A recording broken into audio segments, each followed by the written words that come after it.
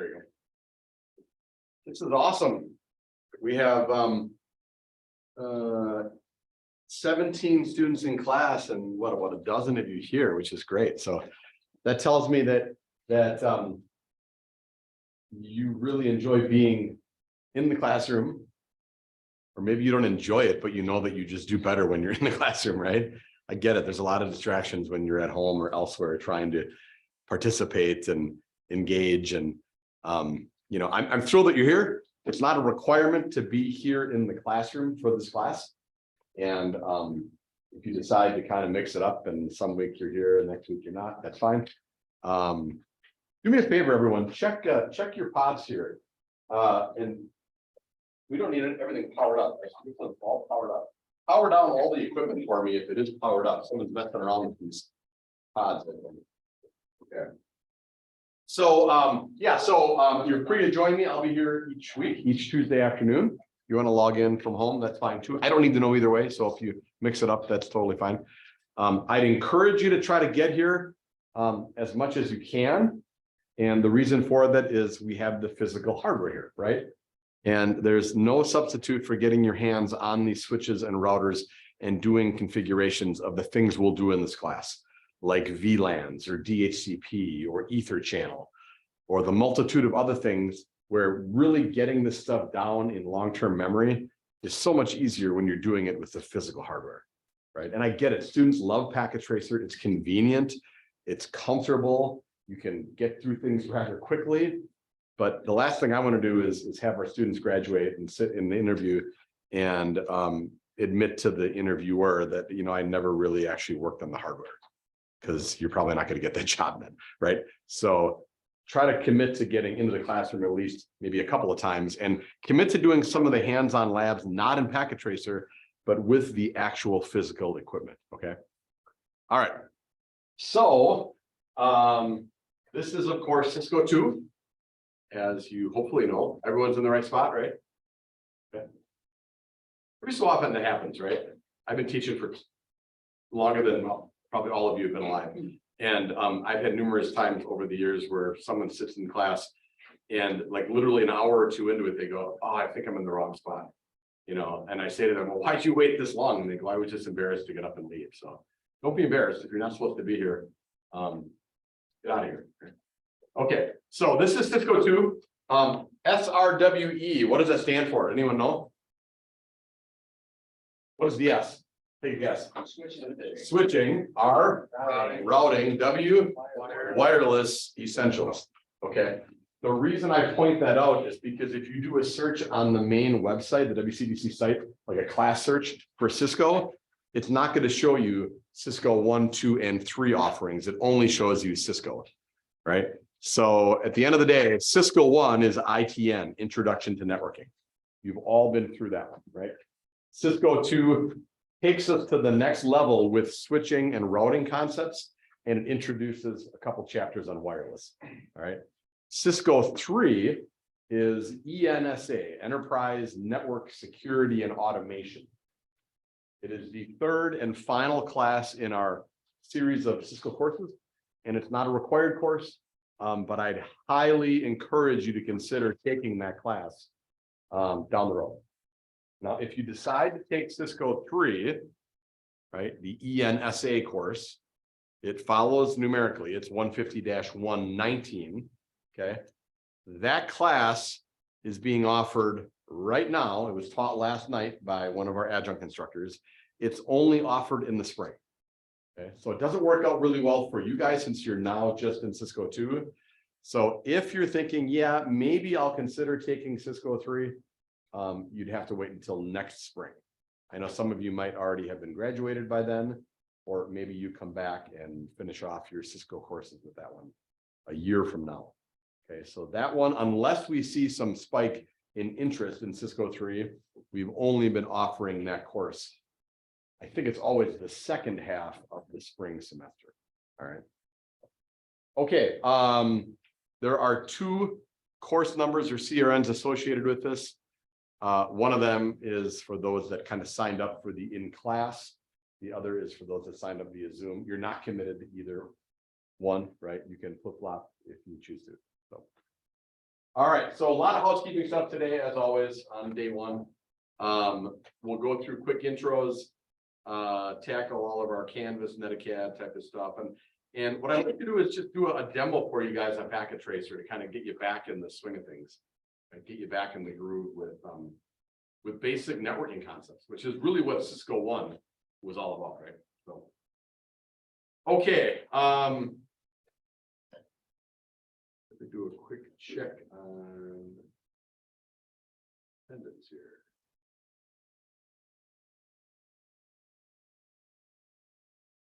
You guys able to get in?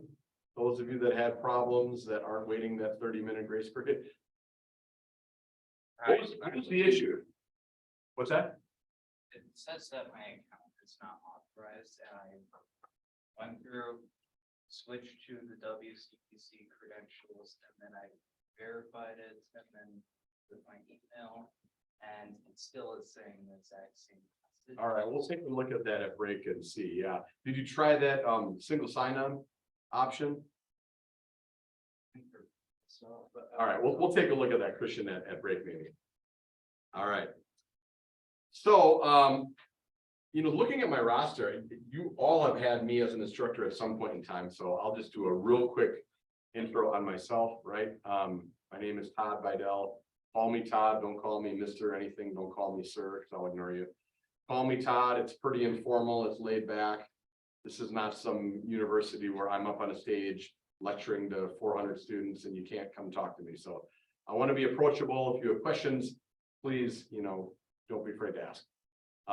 I've been here for 22 years, teaching a variety of networking, security related courses.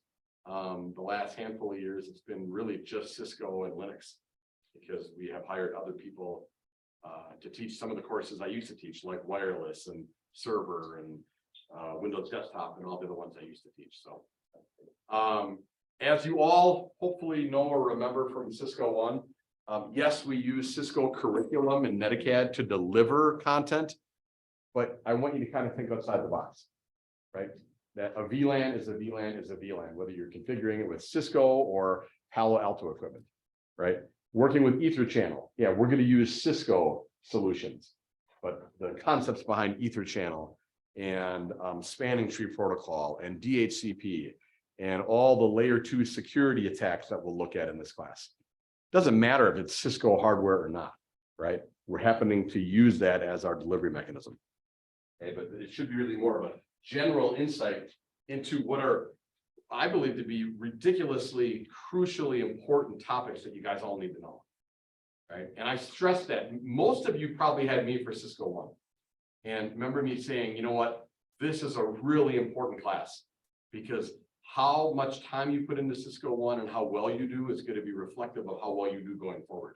Not only with future courses you take here, but certainly when you start working in the field. Whether you're a cybersecurity student or a networking student or both, or even, you know, a web and software student, right? It is so important to understand the nature of network communications. Because if you don't, you're not going to do very well with protecting systems and protecting networks, right? So we're simply extending that Cisco One content here into Cisco Two. Some more advanced topics, and you'll be happy to know, I think you'll be happy to know, a lot more hands-on in this class, right? I love teaching Cisco One. I love teaching this class, right? I think I'm pretty passionate about it. I think it's important that I impart on students how important these topics are. But what I appreciate about this class more, and I think that translates to students appreciating it more, is that you get more hands-on in this class, right? Cisco One, there's just so much content. And I'm doing so much whiteboarding and saying, okay, I wish we had more time to tackle this and that and that. We have the time in this class, all right? So I will not be lecturing nearly as much in this class as I did in Cisco One. And that translates to giving all of you that much more time to do hands-on stuff, right? And I encourage you, given a choice, to do the physical equipment, the hardware labs, whenever you can. I don't expect it all the time, but I just don't want you guys getting too far removed from rolling up your sleeves and doing the actual labs on the hardware, right? Packet tracer you can do anytime away from here, right? So try to make that your mission in this class to do more physical hardware activities.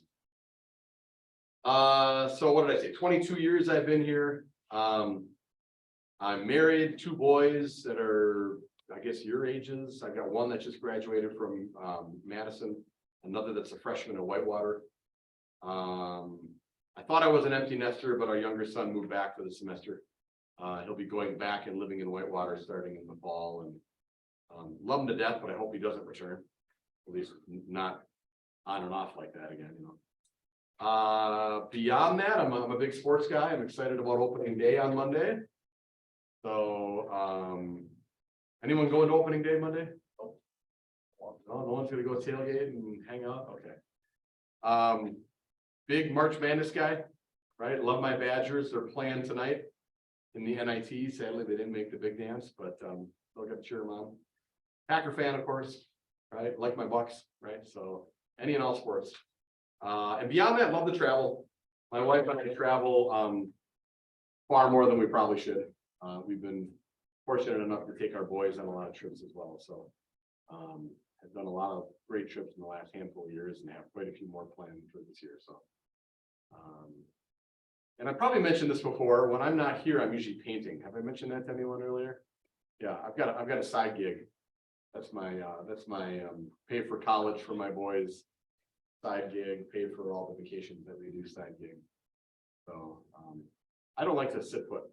Right. And I love what I do. I love teaching, but I'm not teaching every day. So when I'm not teaching, I'm up on a ladder and I'm pushing a brush or a roller or spraying the exterior of a house or doing something like that. So, all right, that's me in a nutshell. So what I want to do is we'll quickly go through intros and let's do this. Obviously who you are, what degree program you're in. So name, degree, or degrees, right? Some of you might be in multiple. And then let's do this. We're just gonna leave it kind of open-ended. Cisco 1.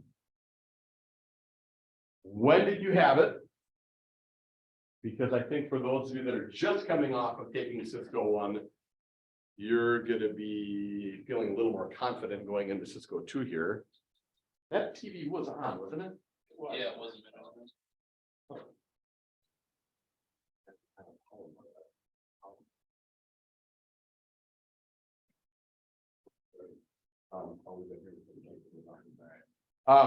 So when did you take Cisco 1? And more importantly, how confident are you in your Cisco 1 skill set?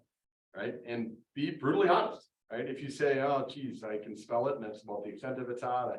I lost a lot of what I remember or learned. That's okay. That's what today is kind of all about. You know, me kind of ramping up and getting you back in that groove of understanding basic concepts from that first class. All right.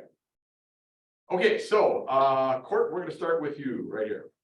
My name's Court Schlichten. I'm in the cybersecurity course, and I took Cisco 1 as my first class back in the fall of 1 semester. Let's say, I guess, medium confidence. Gotcha. So the first half of fall. Yeah. So a little bit far removed from it. Yeah. Okay. Yeah. Yeah. Okay. All right. Cool. All right. Welcome back, Court. Okay. Next, Jacob.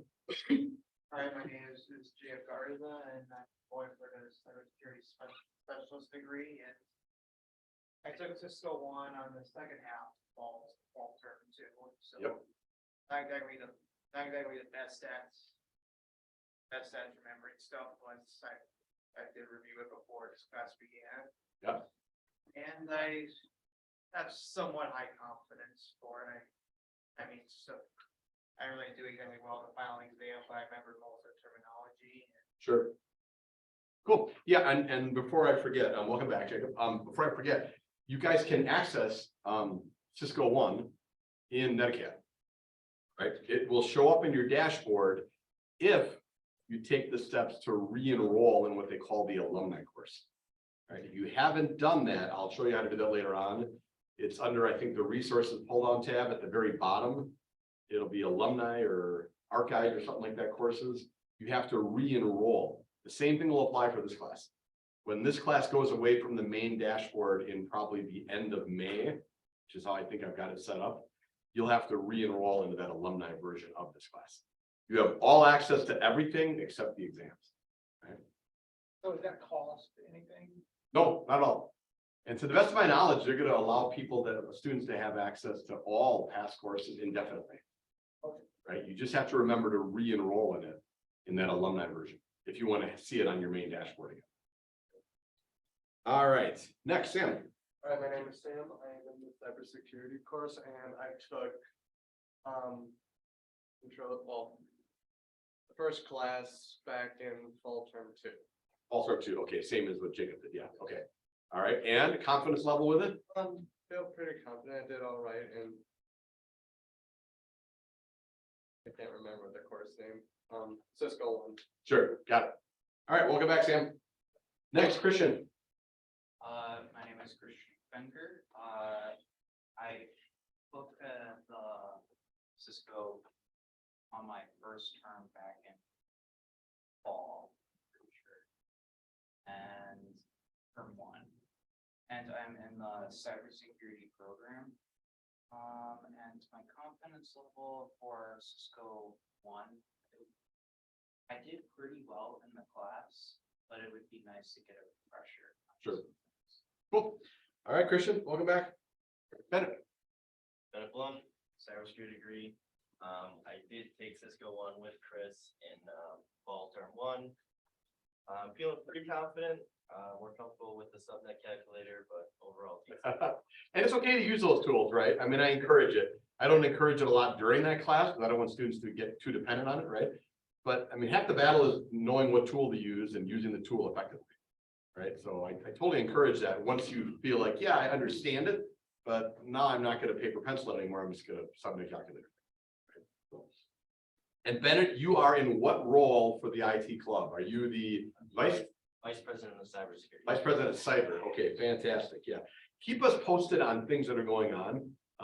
I was just finally invited into the IT club. I guess a lot of the instructors weren't given access to that Canvas section. So I've been able to kind of poke my nose around and whatnot. And anytime you've got something you want to let us know about with club activities, please just chime in. I think the closest thing on the agenda is the career fair coming up in a couple weeks here.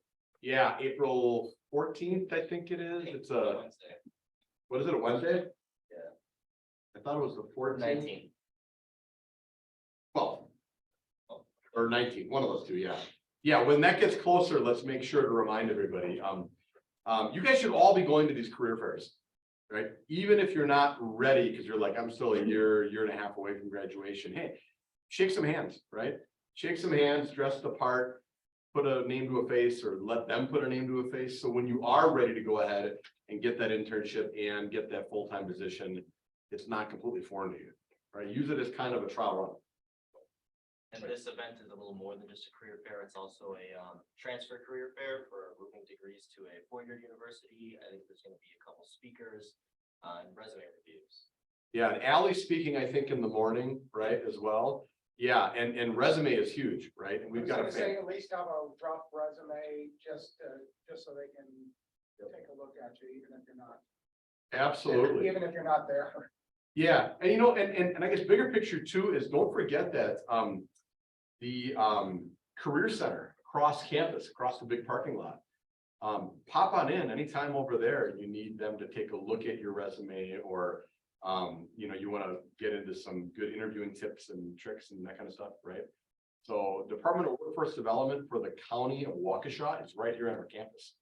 And a subset of that is the Career Center. And their whole mission in life is to get our students placed, right? So take advantage of those services over there as well. Okay, welcome back, Bennett. All right, John. John Hanson, you can call me Jack or John, I don't care.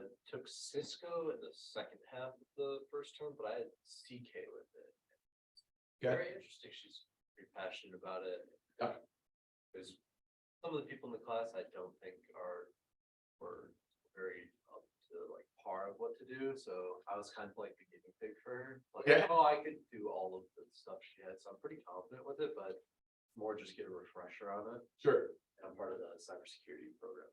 All right, fantastic. I'm glad you said Jack because I was going to call you Jack. Remember I said it's John, right? And I was confused by what was going on. That's right. So yeah, I'll call you Jack. Okay, Sean in the corner. I am Sean. I am in a cybersecurity program and the networking programs, doing both at the same time. I took Cisco One spring 2 of last year. Yep. So my confidence level is there, but I definitely need a refresher because I've had a mountain of other classes in middle. Sure. All right, welcome back. You want to introduce who you brought with you? My counterpart, Lang. I often forget Tango's in the classroom with us, to be honest with you. So yeah, on break or whatever, you guys can come say hi. That'll eliminate him walking up to you randomly and. Sniffing your crotch. Yeah. Yeah, pretty much, yeah. All right, welcome back, Sean. Thank you. Okay, next, Adam. So my name's Adam, I'm in cybersecurity degree, and I have sort of medium confidence with Cisco. Some things were, I remember most of the most of the terminology. I definitely need a refresher though. Sure, okay. I took that like all second term of fall, I think. Sounds about right, yes. Okay, welcome back, Adam. Noah. I'm Noah, I'm in cybersecurity degree, and I took Cisco One the second term of fall. And I'd say my confidence level is about medium. I remember a lot of concepts, but maybe in practice is where I would need a lot of Sure. refreshing. All right, sounds good. Welcome back, Noah. Okay, Lucas. So I'm Lucas Kristen, and I am a retail clerk at Metro Market Sussex that I beg for customers as a job for after high school. And I work 8 to 12 hours at the most, Fridays, Saturdays and Sundays. Okay. And I'm still looking for a job for after college, such as a lifeguard, an IT technician, or a Sky Zone job, or whatever kind of job, or even a job at Myers Okay, to be as a beggar or stock things there at Myers in Sussex for after college. okay. And you had Cisco One with CK? Or did you have it with me? Because you were in my Linux class, I know, right? Yeah, Linux Essential. And did you have Cisco One with CK or was that with me also? Let's go on, I think, with CK. That's what I thought. Okay, yeah. And how long ago was that? Probably about a semester ago? Yeah, about a semester ago. And I've been playing piano since I was 9. He's a hell of a piano player. So if you get a chance, send me something. I'll Okay. post it out there so I can share with everybody. Yeah, it's fantastic. Yeah. Welcome back, Lucas. Good to see you guys. Thanks. All right, and Daniel. My name's Daniel. I'm in the support networking and cybersecurity degrees. And I took Cisco One back in fall. Confidence level's probably about in the middle, probably about the same as everybody. I was able to teach it to somebody. Yeah. With tutoring, but I mean, I'm still not extremely. But that's confident. huge, isn't it? I'll tell you something, gang. If you want to find out how well you know or don't know something, try to teach somebody else. Right? I wouldn't recommend taking content like this and teaching it to like your parents or someone that's totally not tech savvy. Right? And maybe your parents are tech savvy. They'd be a perfect person then to try to teach some of this to. Right? That's a great way for you to get to know some of this content or any of the content from any of these classes. Right? I've always felt like if I can teach it to, you know, like one of my boys who's a little more tech savvy, yeah, that's great. Right? All right, welcome back, Daniel. You work in the IT Student Center at all? Still do, yeah. Still do? I'll be Fantastic. working Wednesday mornings and Thursday 12 to 3. All right, sounds good. Welcome back. Okay, at home, Ty, tell us about yourself, Ty. Ty, can you hear me? Hello. Hello. Yep, we hear you. All right, cool. I'm Ty, cybersecurity networking degree. I took Cisco One, I believe, the first part of fall, and I've never been good at all those protocol names and random Those protocols, garbage. they're just kind of important, right? Protocols, yeah. Yeah. All right, well, today we're gonna ramp up and I'll get you back on the bike again. Welcome back, Ty. Aiden. Hello. Yeah. Is my mic working? All right. My name is Aiden. I'm in cybersecurity, and I took Intro to Cisco last fall, I believe second term. My confidence level is medium. About I don't know. I struggled with a decent amount of it, but towards the end, I felt a lot more comfortable. And when did you say you took it?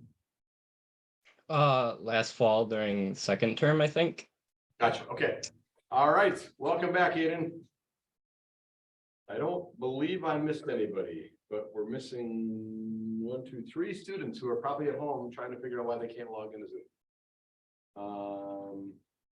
All right.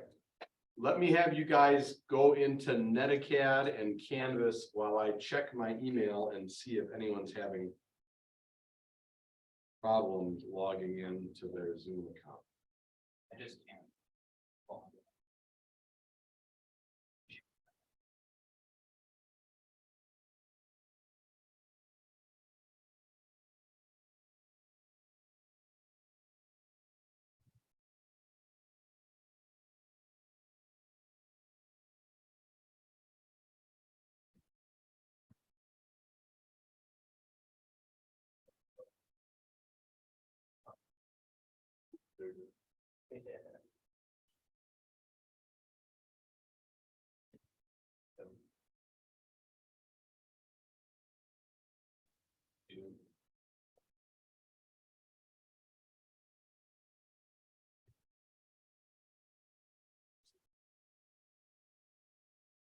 Yeah, okay, so everyone's having problems. Um,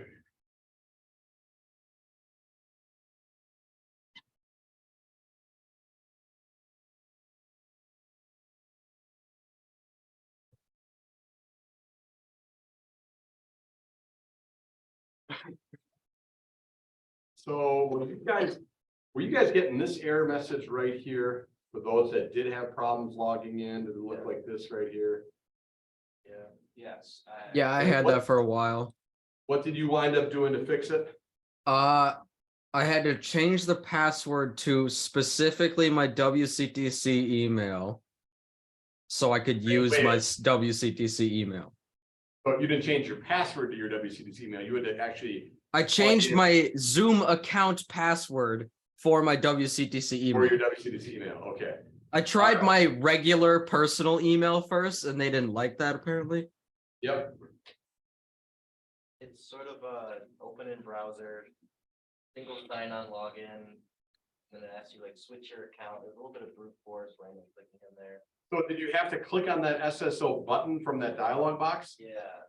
All right. So From tell you there- what, it's 1 o'clock. We're only a half hour in. I'm gonna have to get back to these 3, 4 people and let them know you try these things. Otherwise, they're gonna miss out on everything, right? So go into Canvas, go into Netacad, read the first 9 chapters. I don't know, just keep yourself busy, doing some stuff. And then once I get these folks squared away, we'll start off.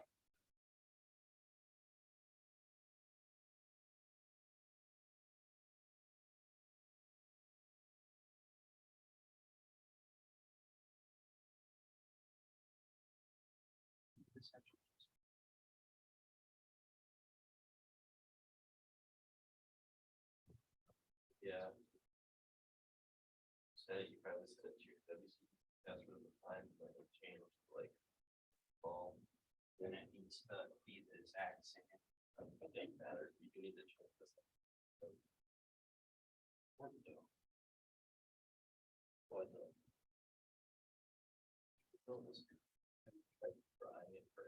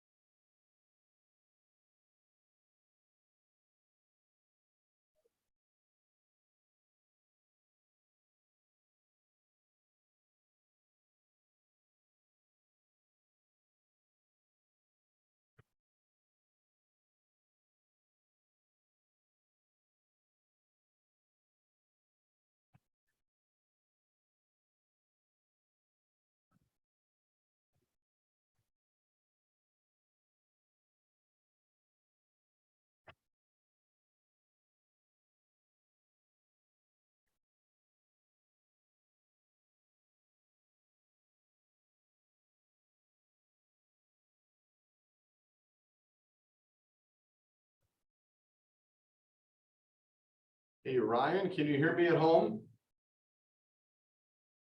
Yeah, I can hear you. Yeah, sorry, I missed you. I had you marked as being present in my little attendance sheet. But when No, I you're was good. No worries. go through intros, I didn't see your name there, so I'll have you introduce yourself. Tell us about yourself. So I'm Ryan. I'm in the cybersecurity specialist program. I took Cisco 1 last semester, and I'm pretty confident in it, I would say. Good. What was your fix for getting into Zoom? What were you doing incorrectly and how did you resolve it? I just logged in from the browser aspect, not the Zoom app, and then it Okay. told me to authenticate it, and then it sent me an email, and then I clicked that email, and then I was able to get in. Gotcha. Okay, thank you.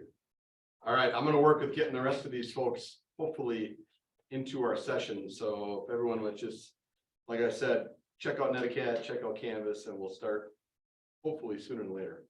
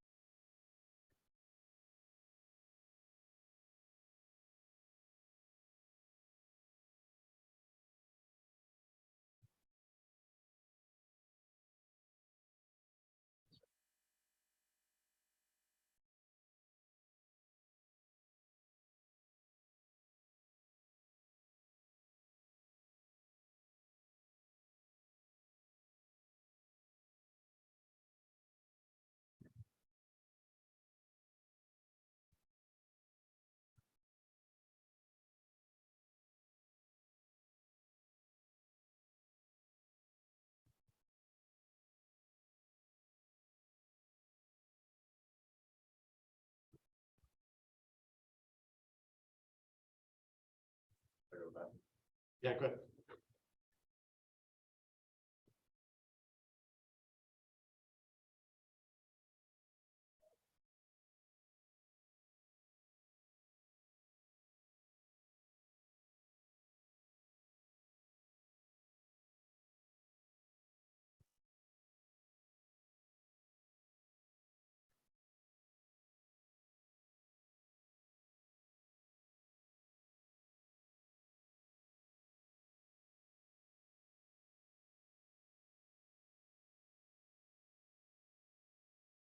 There we go.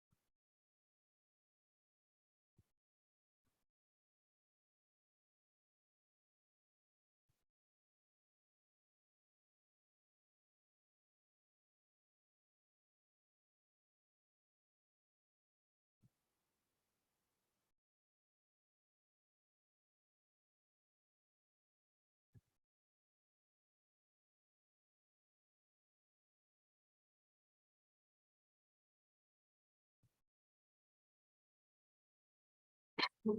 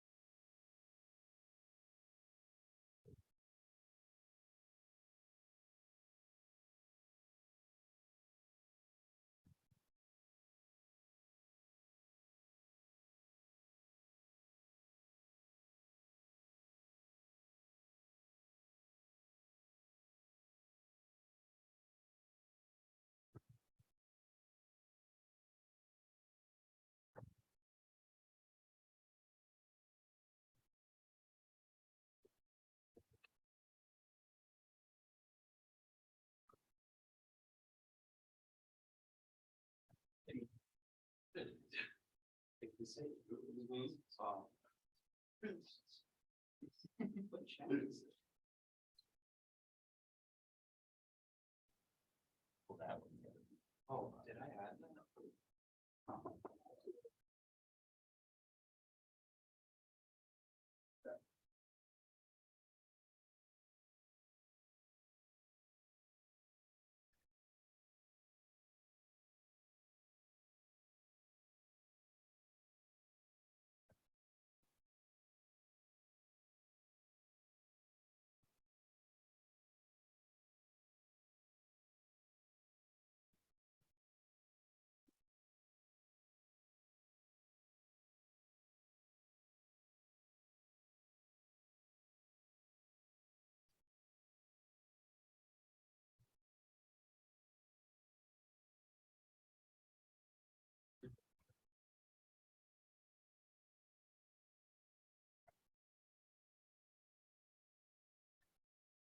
Okay, well. Hello, feedback. Just logged in recently. I, Are you on? Here? Yeah, let's mute. Still getting it? Yeah. What's that? I can hear it, so it's there. Hello?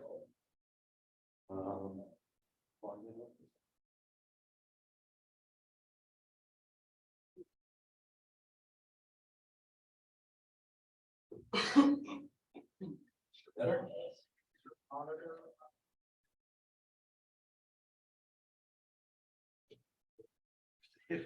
Monitor muted. Oh, no, Mac. No.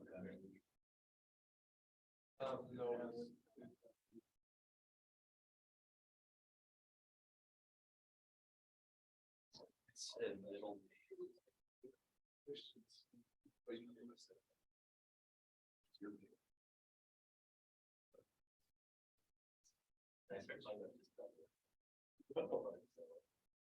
And then what is your middle name? It's like. Just a J. Better? Yeah. Okay. Let me know as people hopefully filter into our Zoom session. So if you guys could kind of monitor that for me, that'd be great. All right, so we're gonna go through a lot of this housekeeping stuff rather quickly because I know you guys have already taken Cisco 1 and or other classes, so you're no strangers to Canvas and Neticat and all that good stuff. So you guys at home still hear me okay? Yep. Thank you. Okay, so I will be, as I do with Cisco 1, always posting announcements. Each week there'll be an announcement that'll go active like midway through class. I had a couple of kind of welcome announcements posted out there that you should have received last week. Right? Again, I don't care if you're here or logging in from home. But I'd encourage you to try to get here at least a couple of times so you can work on that hardware. The syllabus, I've got a hard copy of it out there, or a digital copy of it out there, rather, a Word document. And we're gonna kind of extend what we did in Cisco 1. Right, we're gonna focus on a variety of different areas, including some wireless technologies, a couple chapters on security, which is gonna be really, really beneficial to those of you, which is most of you, in the cybersecurity program, right? Different layer 2 security attacks, and how we can mitigate those. We'll spend a couple chapters on DHCP. We'll spend a couple chapters on virtual LANs or VLANs. We get into Ether channel, we get into the spanning tree protocol. So we really take a lot of the things we did in Cisco 1 and apply them to the next level. I have all of the, actually, here's the breakdown for your grade. It's going to look real similar to Cisco 1. So 1/5 of your grade is essentially just showing up to class and doing the things I kind of ask of you, right? 5 exams, all taken as homework, just like you did for Cisco 1. I gave you multiple attempts at it. 5 packet tracer activities scattered throughout these 8 weeks. And it's all designed to culminate in these 2 guys right here. Right? There is a final skills assessment in packet tracer, and there is a traditional final exam, again, taken as homework. I want you to put as much time as you can into just practicing. I don't see a lot of value in giving traditional exams where you try to cram way more information than you possibly could into your brain just to try to reproduce it over a, say, 1.5 or 2-hour assessment, right? I would rather have you spend the time doing the practicing of labs with the hardware, packet tracer activities, either here or at home, because that's going to be your best way of getting this information into long-term memory, right? Because I guarantee you, you will be referring back to a lot of what you learned in Cisco 1 and in this class going forward. But at some point in time, you'll have to configure VLANs or configure DHCP version 6 or protect a layer 2 switch from some kind of DHCP starvation attack, right? You'll need to know how to do these things. So you'll want to have the ability to kind of refer back to these 2 courses. All right, what's our grade we're hoping to achieve in this class? We're hoping to get 100, right? What's the minimum grade we're hoping to get? Right here, right? 73 or higher, C or higher is required, right, to pass a class like this. And then I've got all of our due dates here, and unless I screwed something up, we should stick to this. Next week, nothing is due. Right? You might go, wait a minute, we're really no homework for next week? No. If you want to get a jump on things, great. Right? We're going to tackle the first 2 modules today, and we're going to do it in more of a demo by Todd way to kind of ramp up from Cisco 1. The first 2 chapters, there's not a lot of new content really from what you learned in Cisco 1. It's kind of a nice thing. So we really ease into this class. With that being said, there is not an exam due next week. There's not a packet tracer due next week. You have 2 solid weeks to kind of gear up for the first wave of homework, these 2 guys here. Beyond that, though, yeah, it's pretty much every week you'll have either a packet tracer or an exam due or a combination. We meet on Tuesdays. Our last official day is right here, May 16th. Notice what I've done is I've put an extension for the final exam and the final skills exam. Right? So we'll finish up Tuesday the 16th. You'll have another 2 days until the end of the night to get those 2 final assessments done. Right?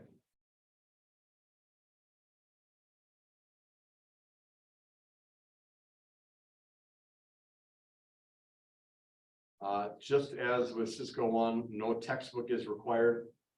Right?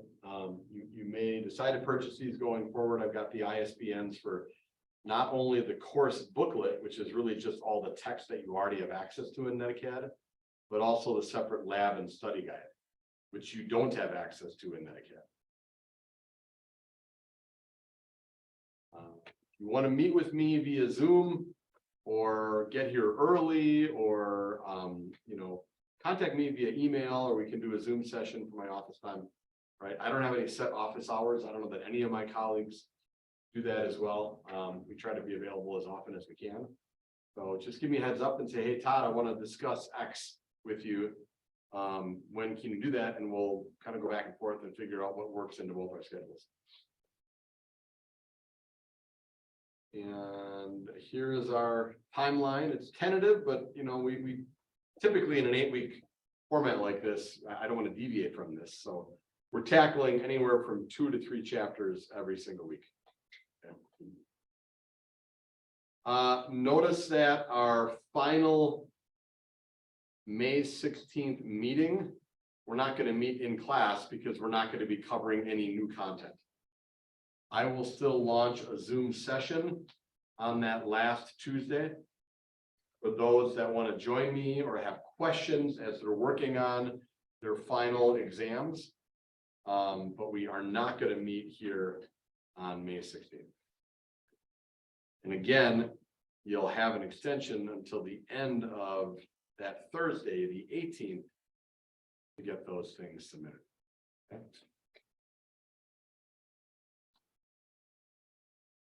All right, just as with Cisco One, pretty much everything is going to be found either in Netacad, which we'll check out in a moment, or under modules, and I'll add more notes as we go through each week. I just want you to get as much practice as you can. Isn't that the best way to learn? I mean, yeah, hopefully you'll learn from me lecturing and filling up the whiteboard a few times and demoing things, especially in Packet Tracer. But I mean, the real learning, the solidification of your comprehension of sometimes some pretty challenging topics is done by you doing the hands-on, whether it's with equipment or through Packet Tracer, right? And outside of the Packet Tracers that are due as homework, remember there's 5 of them, I give you in this class, like I did in Cisco One, I give you the instructor versions of these.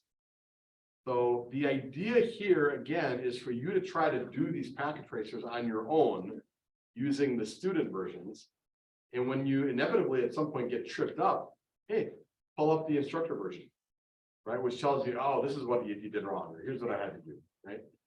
Barring that, if you're still confused, obviously reach out to me.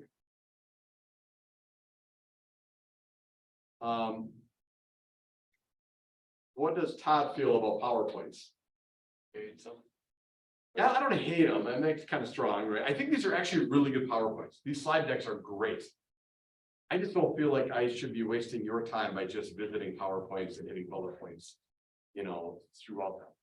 And they're pretty lengthy. And at the end of the day, like I tell students, PowerPoints are designed to really just kind of capture the important topics coming out of what you should have read. Here is probably the most important thing I can have you guys do. When I tell you in an announcement to read these chapters for the following week, do it, right? Don't do it for me, do it for you. Because if you do that reading prior to me covering the content in a more formalized way, you're going to be way better off. Right? It's going to save you time in the long run if you pre-read what I want you to for the following week. Right? And those of you that have done it in the past know what I'm talking about. So do the reading ahead of time, follow my announcement instructions, and go through the PowerPoints. Even though I'm not going through them, I'm not going to do the death by PowerPoint in class. Okay. All right, under assignments, yep, these are the 5 Packet Tracers that are going to be due sporadically throughout the 8 weeks. You've got 5 chapter exams and then those 2 final exams. Don't forget, I'm recording these sessions, so you can go to cloud recordings once we're done with these sessions to rewatch something, or you know, maybe I did a demo that you wanted to check out again. Right, so those will be out there. And I also put this files area here just as a reminder. It's a really nice one-stop shop location for you to grab anything you want to download without having to kind of poke your nose all over Canvas to download content. All right. Any questions at all on Canvas? All right, you guys been there, done that, no big deal, right? Okay, let's hop on over to Netacad. Did everyone find this class in their dashboard in Netacad? Okay. Right. You know the drill here as well, right? This is where I better go to the right class here. 20981, this is this here. So this is where you go to access all your chapter readings, where you'll go to take your exams once I activate them. You'll eventually do course feedback. You'll do your final exams here. We're not doing the equipment one. We're doing this packet tracer final skill exam. And then this traditional final exam as well. Right, and then a couple weeks before the end of this course, I'll activate a whole bunch of the practice exams. Right, some that are more skills based in packet tracer, another one that's more traditional in nature. Don't forget, when you're using NetAcad, there's a lot to be said about getting comfortable with this course index up here, right? So if we go to the hamburger button, course index, and you want to, I don't know, revisit a packet tracer you did from chapter 4, right? Filtering out to find what you're after is a pretty valuable skill here, right? Or maybe you find a lot of value, as a lot of students do, with both syntax checkers, which actually have you go through and execute commands to accomplish some task, right? So don't forget about this course index. It's a really nice one-stop shop for getting at typically content you had gone through maybe already when you read, but you wanted to quickly pull up something you had done previously. Okay. One of those, case in point, is right here. One of the animations I'm going to have you guys revisit is this switch it activity, right? That focuses on understanding layer 2 switches. But don't forget about that course index. All right. Any questions on NetAcad at all? Okay, let's take a look at Cisco One and do just kind of a quick recap of what I deem to be some of the more important topics really kind of coming out of that particular course. And this is going to also, I guess, kind of test your ability, your memory from Cisco One. Right, so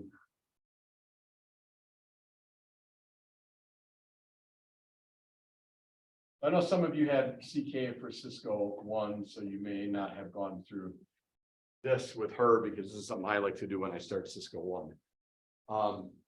But day one of Cisco One, if you guys had me as an instructor, you might recall that I gave you kind of a high level view of networking in general, right? Because I think it's really important, especially for students that have zero exposure to IT or specifically IT networking, that you kind of see the big picture, right? I mean, the battle really is sometimes seeing how the pieces fit together. And I've been teaching long enough to know that, unfortunately, I'm teaching the entry level courses, right? Cisco One, Cisco 2, Linux, you take them early in your career here at WCBC. But eventually I get a lot of students that get into those 3rd, 4th semester classes and they go, oh, I really kind of see how the pieces come together. And now that stuff we did with Wireshark, yeah, it's making more sense because I'm using it in ethical hacking. Or yeah, the stuff we did with VLANs, yeah, that's cool because we were protecting networks as part of our CCDC participation, right? And we had to protect VLANs in that activity, right? So I don't always, see it early on, but I typically hear from students at a later point. But seeing the big picture, I think, is key, right? So, the first component was, yeah, we got to have a reason to network. But we learned early on, there's got to be stuff to share. I mean, if we're not sharing stuff, why network systems in the first place? Well, we're sharing stuff all the time, right? We're sending and receiving email messages. We're streaming video content, right? We're sharing printers. We're sharing data off of a file server. We're sharing applications, right? That's the reason for networking systems in the first place, right? It's why Ethernet evolved many years ago, back in the 70s, right? To allow for sharing of content, right? Stuff to share. Why we do this. Then we have to have some kind of medium for this. You might not see stuff moving around through the airwaves, right? You might not see bits of information going over a copper or fiber optic cable, but there's got to be some pathway, right? And that's where we get into the more physical aspects of this, right? Well, yeah, all these end devices have a NIC, right? A network interface card. And they're using a protocol or language called Ethernet, right? But their ultimate goal for communication is to send ones and zeros. That's it, right? And when you think about it, when you boil it down to its most elementary factors, communication is pretty simple. Just a bunch of ones and zeros. Whether it's a voltage level or a phase transition of an RF radio frequency wave that's wireless, right? We're just sending ones and zeros. More complicated than that, right? But ones and zeros being sent to represent human readable data, right? The letter L might be 11001001. How is that represented? Well, through a voltage change, right? Over a copper cable. So the pathway's got to be there, right? We got into that in Cisco One. We got into a layer 2 switch. Now a switch serves as the central point of a physical star topology. It's far and away the most widely utilized LAN piece of equipment, right? And then we're like, well, we want to talk to other networks though, be it our provider or a network across campus. Well, that's where a layer 3 device comes in, right? That's where a router comes in. So all those intermediary devices are important before we can communicate between point A and point B, right? Okay, so we've got the reason for doing this stuff to share. We've got the medium pathway, intermediary devices, cables, that kind of stuff. What's the third thing we need to have though? Someone mentioned before the word. I'm going to put this word. We have to have rules. Right? We got to be on the same page. Before two devices can talk to each other, they better talk the same language or rules. What's the word we use for that? Begins with a P. Protocols, right? We need to be on the same page when we're talking about protocols. Right? I'll give you the quick analogy I give in Cisco One, and those of you that had me for Cisco One might recall this. I compare it to human networking. Ultimately, you're going to look for a job, right? So the stuff to share is you're seeking a job, and some company like Widgets International is looking to hire somebody. Hopefully it's you, right? At least on your end, hopefully it's you. That's the reason for human networking. It's the reason I tell you to go to that career fair, right? Do some handshaking with people, get your name out there, get your face out there, right? You're looking for a job. They're all looking to hire our students. That's the connect. That's the stuff to share. What's the medium? We're holding a career fair. They're gonna, employers are gonna be here. You're gonna hopefully dress the part, hop in your car, drive on the roadways to get here. That's all medium stuff. But once you get to the career fair, you speak English. Ideally, they speak English. The rules are the same. You can have a conversation. Maybe they hire you, right? There's a lot to be said about taking IT networking and modeling it after human networking.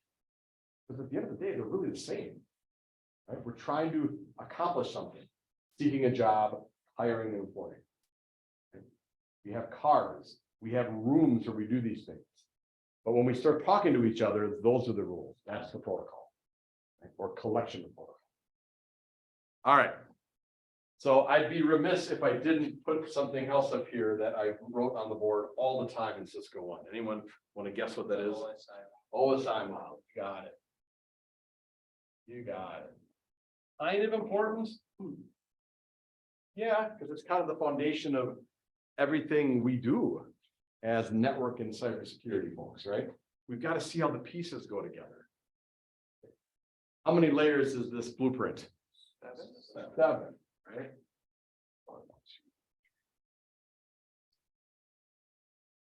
Do we have a easy way to remember the names of the layers?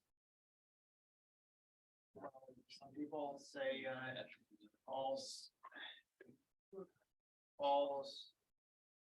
all pizzas should, Yeah, you're getting there. All people seem all people seem to need.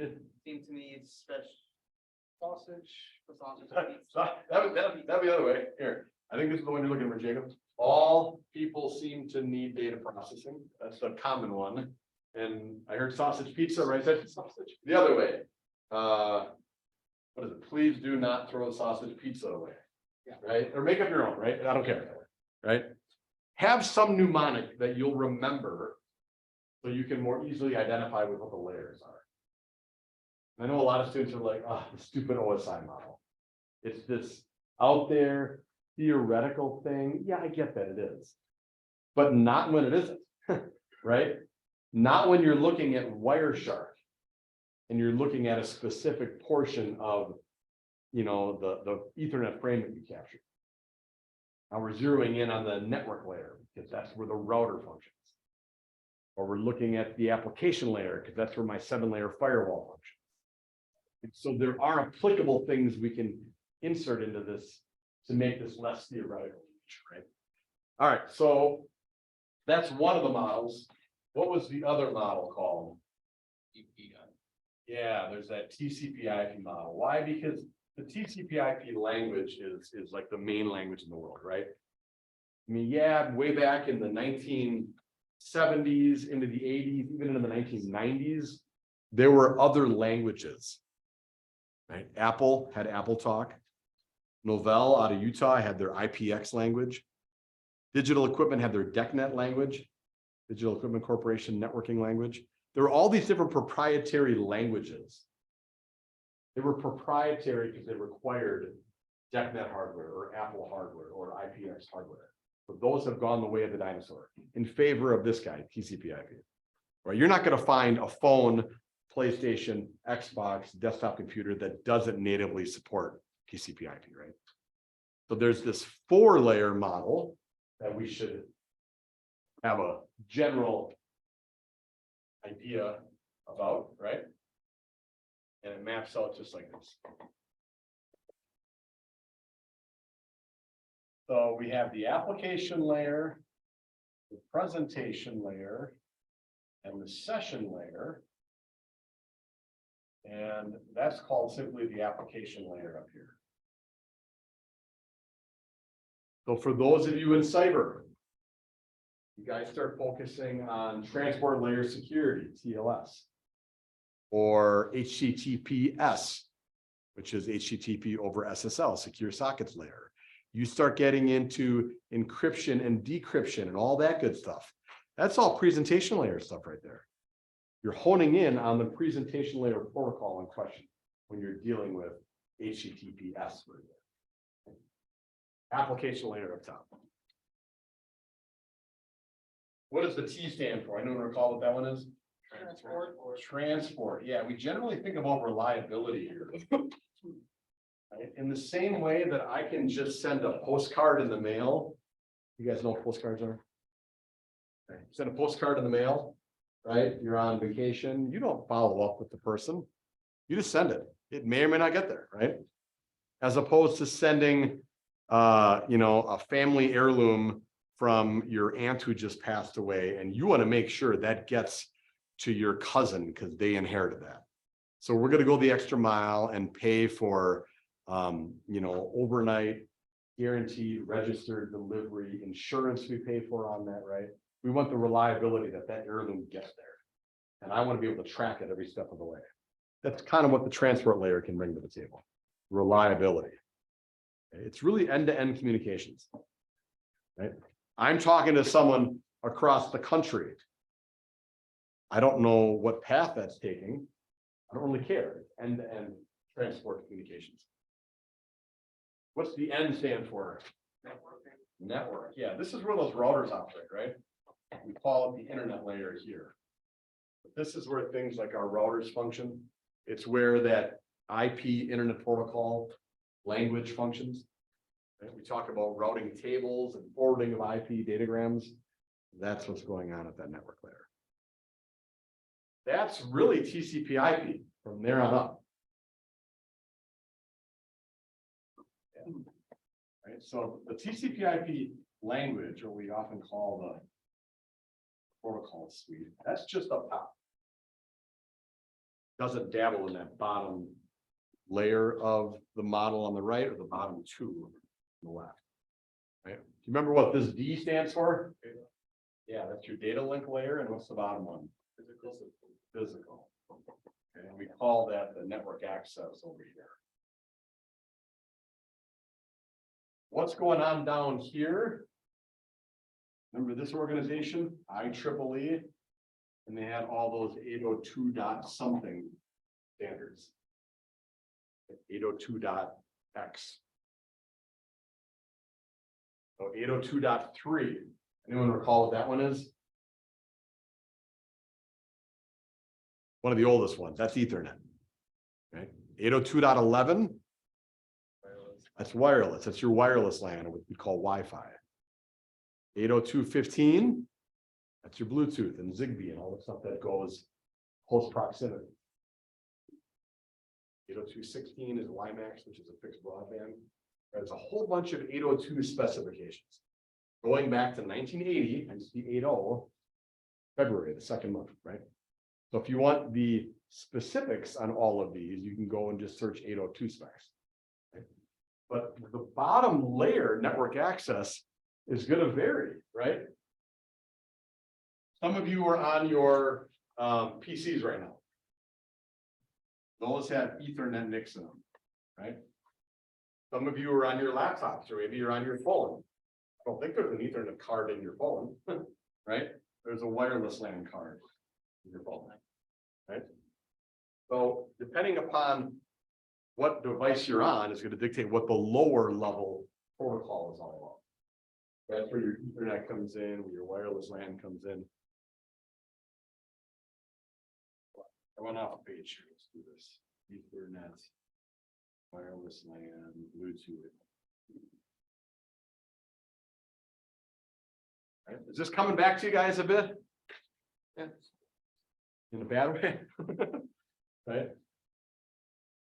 I get it. A lot of students are like, oh, geez, theory. Right? But it's got to kind of begin there. Has to. So let me ask you guys, how many of you remember Wireshark? What is the purpose of using Wireshark? We want to track packets, right? We capture what we call frames. Why? Because we either A, need to understand traffic patterns throughout our network, or B, probably more importantly, we need to troubleshoot some kind of problem. Why is device A not able to talk to device B? Or why is there latency on that link? Or why is there congestion? Or why are packets being dropped? Oh, maybe because we're overwhelming that router, right? So there's a variety of reasons why we would use a protocol analyzer, or what we call a sniffer, like Wireshark. But think about Wireshark. Remember how when you run Wireshark, you get these like 3 different like sections? The very top part of Wireshark is a list of all the captured frames, right? And if you click on one of those frames, what does it do? In the middle screen, or the middle of the screen in Wireshark, it is giving you that 4-layer model we'll put on the board right there. Bless you. Right? You're literally seeing that. If that doesn't scream, these models are important, I don't know what does. Right? So whenever I hear students like, oh, geez, God, these models, they're so theory-based. Yeah, they are until they're not. Right? Wireshark, classic example, where you literally see that 4-layer model. It's actually presented upside down, but you see how you can expand each of those layers to look at the contents, ultimately the payload, the data for a captured frame. And that is probably the most important aspect, in my opinion, of Cisco One. When we got into looking at those protocol data units, and specifically, there's a term we learned about for stuffing the envelope, right? Right? You take the letter, I'm sure CK did the same thing, right? You take the letter, you fold it up, you put it in the envelope. What do we call that? If you get to the letter E? Encapsulation, right? We're encapsulating things. Again, I'm all about finding that analogy, right? And long before the internet, you guys weren't born yet, I was. Before the internet existed, if I wanted to communicate with somebody and I didn't have a telephone, I would get out the old typewriter, not me personally, people would get out the old typewriter and they would type up a letter, right? Think about that. Piece of paper, put it in the typewriter. You guys know what a typewriter is, right? You've heard about them, right? You type it up. There's a message there. The reason I'm sending Jacob this letter is I've got something to tell him. That's the body of the message. But what am I going to do just before I type my message to Jacob and at the end of it? I'm going to probably say, "Dear Jacob," then put the body of my message and then type "from Todd." Why? because it allows for some control there. It guarantees that when he gets it, he knows that it's for him, and he also knows what? It's from me. What do I do with that letter? I fold it up, put it in an envelope, buy a stamp, put the stamp on there, but what do I do on the envelope? Return address in the upper left, destination address right in the heart of the envelope. That's more addressing information. That's what Cisco One is all about, right? We're adding that control information, that header information, some trailer information for error checking, but the header information, source and destination MAC, source and destination IP, source and destination port, right? That is the crux of Cisco One right there in a nutshell. So if you feel somewhat confident in recalling encapsulation, you're doing pretty good coming into this class today, right? We have the protocol data units. This is just what Cisco chooses to call stuff. At the application layer, they call it the data, right? That's the stuff to share, the reason we're doing this. That's my message to Jacob without all the other garbage that I added onto that letter and then on. A lot of vendors will generally refer to this as a message. Then we have the transport layer. Those are segments of information. Then we get to the internet layer. Cisco likes to call it packets here. A lot of vendors will use the generic term datagram. And then what do we call the ultimate packaging here? What are we capturing in Wireshark? Begins with the letter F. Frames, right? The frame down here. What kind of frame am I capturing? Well, it depends. Am I capturing wireless LAN frames? Am I capturing Ethernet frames? Am I capturing Bluetooth frames? But isn't that where the rubber hits the road? I'm using a sniffer like Wireshark or whatever. I'm capturing Ethernet or wireless LAN frames that are floating around, and I'm expanding those. I'm looking at the contents of it. So I can ultimately look at the payload of that data, or I can look at the source destination. Right? And there were 3 levels of addressing along the way. I just said them before. MAC address, IP address, and service address, right? Tell me about the MAC address. What do you guys know about that? Anything and everything you know about it? It would be like designated for your specific machine. You got it. So it's physical, right? Right. So there's a physical MAC address associated with the Ethernet cards in all of these systems, right? Let's check it out just to kind of get back into the groove. We'll take a break very shortly after I go through just talking about this. How would you find out on these Windows systems? What's one way of finding out what your MAC address is? Command prompt. Yeah, right. We love the command prompt, don't we? I do, right? So what's the command we use to get to the command prompt? How do we get there first? CMD, right?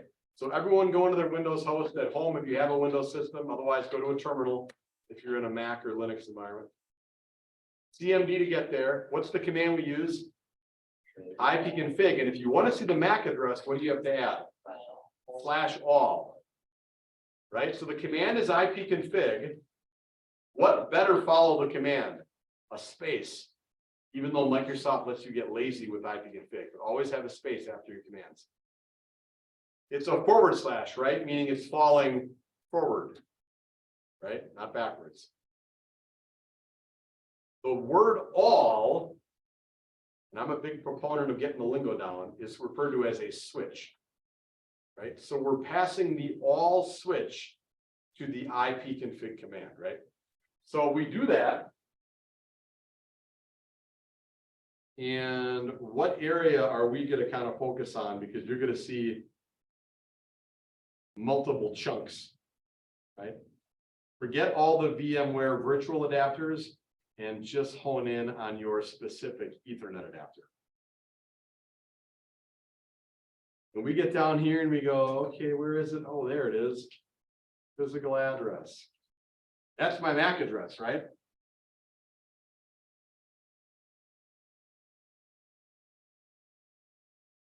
Unique throughout the world, right? Ideally, hopefully. That's my MAC address. What can you tell me about what I've got highlighted there? Not the physical address, but the or the word physical address, but the numbers and letters there. What can you tell me about that? The letters represent. It's Right, so those letters are really numbers, aren't they?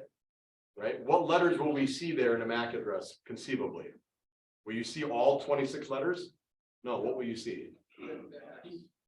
Hexadecimal, which is just letters A through F, right? So A, B, C, D, E, F. It's a hexadecimal representation, meaning we do away with our early learning of numbers, decimal, which is just 0 through 9.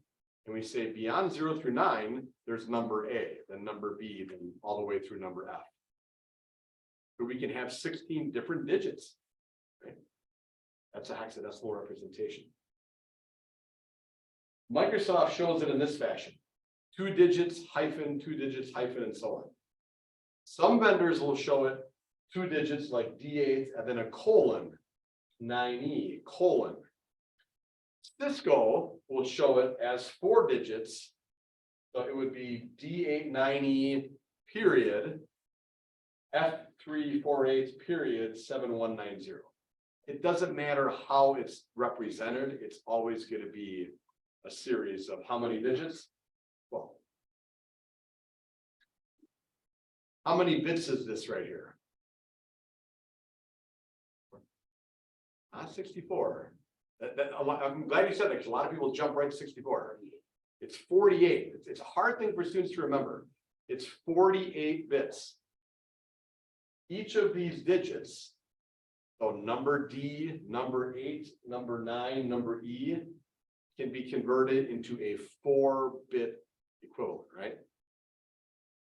4-bit equivalent. So if you do the math on that, if each of these numbers is 4 bits and there's 12 numbers, 4 times 12 gives you that 48-bit address.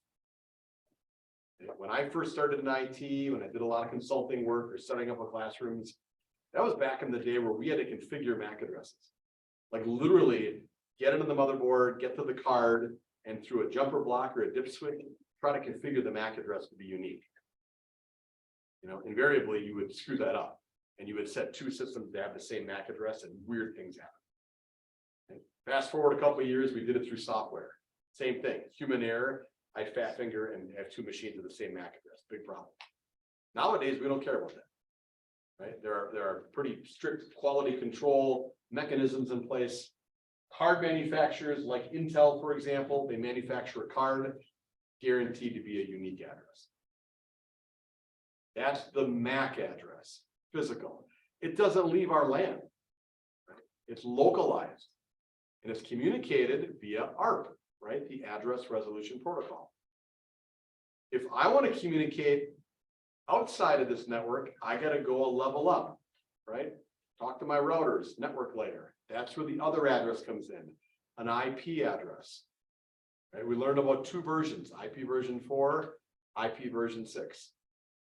And we're going to continue working with V4 and V6 in this class. That's a logical identifier. You see them both right here, right?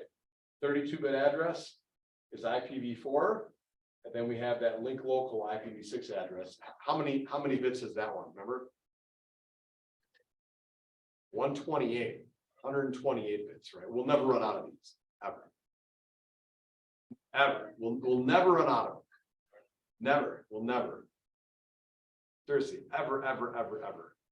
Right? If you have your Cisco 1, IPv6, the number of addresses is like counting the grains of sand on the planet Earth. Isn't it something like 5 billion or? It's 300. It's like 350 undecillion. It's called. Yeah, it's like 3.5 with 38 zeros after it. Right? I don't care if we're curing cancer through nanobots, through bloodstreams. We'll never still need to have that many. We're going to always have enough of those. And that's why they did it that way. That's why they did it that way. Anybody fill in a March Madness bracket? I did a bunch. I'm a sucker. I do it every year. Right? They were all busted early this year. First time a number 1 seed didn't make it to the Final Four and ever. Right? So tons of upsets, right? Okay. What are the odds of picking the perfect bracket? 1 in 9.8. It's ridiculous, right? Yeah, you'll never pick the perfect bracket, right? CBS Sports, ESPN, Warren Buffett, when they offer one billion with a B dollars for picking the perfect bracket, their money's totally safe. Right? Because the math on that is not too much unlike this. It's 2. How many teams make the March Madness after the playing games? 64 teams. So 2, because it's head to head, they play each other in basketball, raised to the 64th power. Those are your odds of picking a perfect bracket. You're more likely to get hit by lightning, as I tell students, twice while you're in this classroom, right? Much more likely than picking a perfect bracket. So 2 to the 128 is just ridiculous number. IPv4, very prevalent. IPv6, we're transitioning over to that daily. And then the final address is that service address. If you guys go to a website, well, I do this. I go, oh, I want to go to Amazon. And I probably don't type all that in. I just type in Amazon, right? Because we're lazy. And I go to Amazon like this. It then fills in up here all this garbage, right? Just the URL. In fact, let's just do this.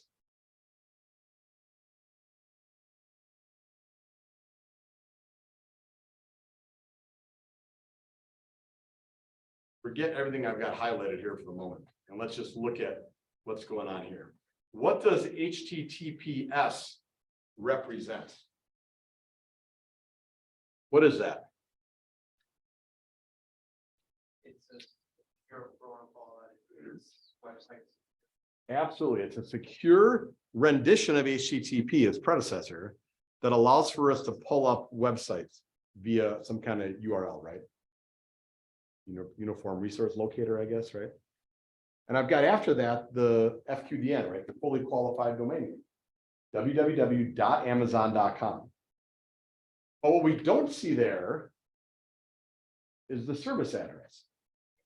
Because what's really happening is I'm getting to one of the countless websites that's offering the latest Amazon page, but I'm not just getting to that box. I've got to get to the HTTPS service. And HTTPS, along with a lot of other protocols, has a well-known port associated with it. Does anyone recall what the well-known port number is for HTTPS? 443, exactly. So while it's not showing there, I could force us to go there by replacing what I have here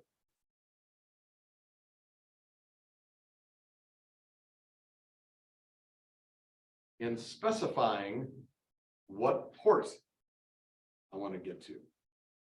So it's just going to the next level of addressing. That's the third and final address. So I can't stress it enough. Coming out of Cisco One, yeah, remembering the 7 and 4 layer model is really important. Understanding the nature of encapsulation, packaging of protocol information into a further down or further up protocol. Using tools like Wireshark to capture these frames and look at that encapsulated data. But understanding that there's that control information. And in the same way that in the letter, I said, "Dear Jacob from Todd," and in the envelope, I put my return address and his destination. That's just all addressing stuff, right? That's what we have going on here. There's a source MAC, there's a destination MAC. There's a source IP, there's a destination IP. There's a source port, typically dynamically just randomly generated. There's a destination port, like 443. Those are those 3 levels of addresses that, quite honestly, we spent 8 weeks on cycling through in Cisco One. Yeah, we did a lot of other garbage too, right? But that was really kind of the crux of Cisco One. Understanding that big picture and how protocols really drive communication. Okay, let's take a very much needed break because we're already at 2 o'clock. So go ahead and take about 15. I'll see if I can get our folks at home squared away and finally into our session here. So come on back at, let's go back at 2:15, okay?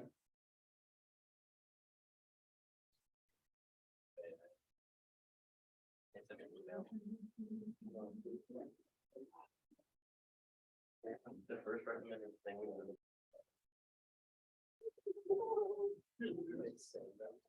I just put all my money in Mega Stadium. I was in an equal version of blackjack. Okay, what I'd like to do is, just go through and do a demo, within Packet Tracer for you guys. I think that'd be a pretty good way for us to kind of ramp up again.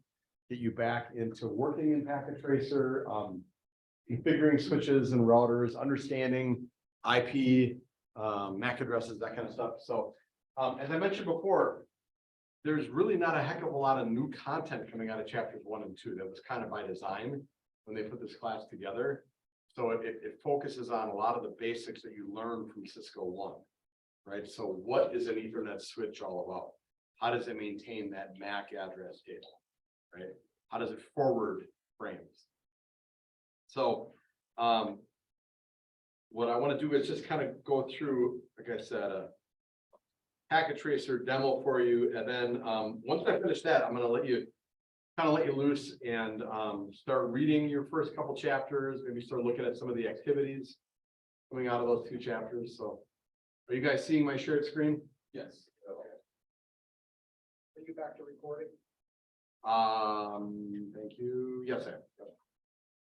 Yeah, please remember to do that. I appreciate that, because I don't always remember to turn recording on again.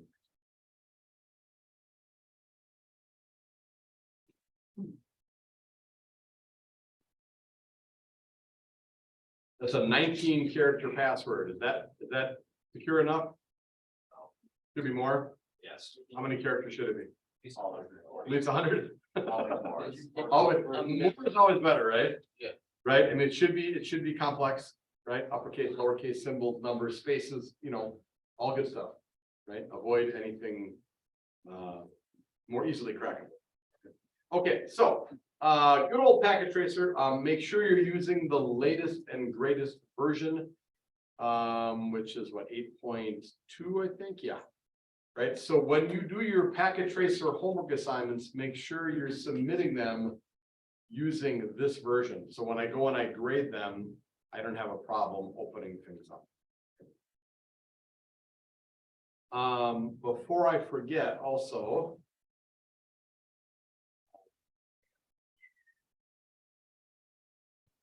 in Netacad,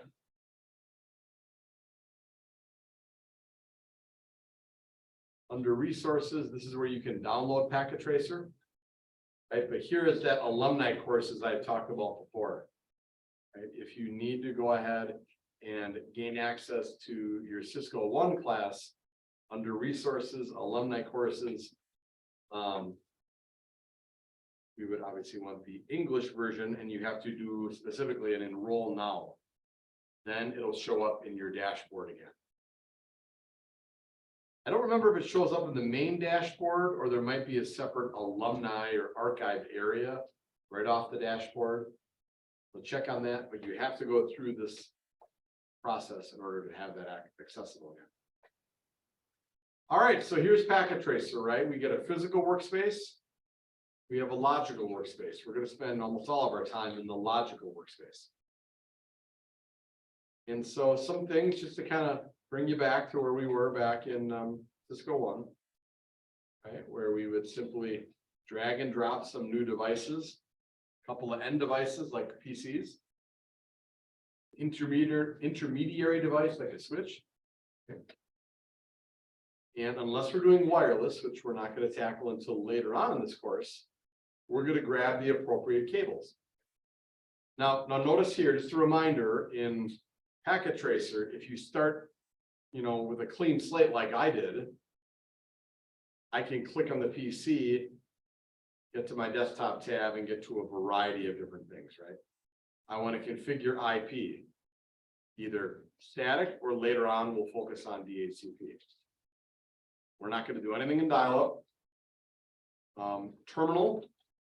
Why would I use terminal? What did you guys use terminal for back in Cisco 1?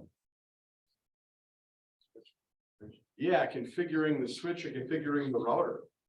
Right now, the reason I bring it to your attention is because when I do a brand new switch like this, I can afford to kind of cheat, right?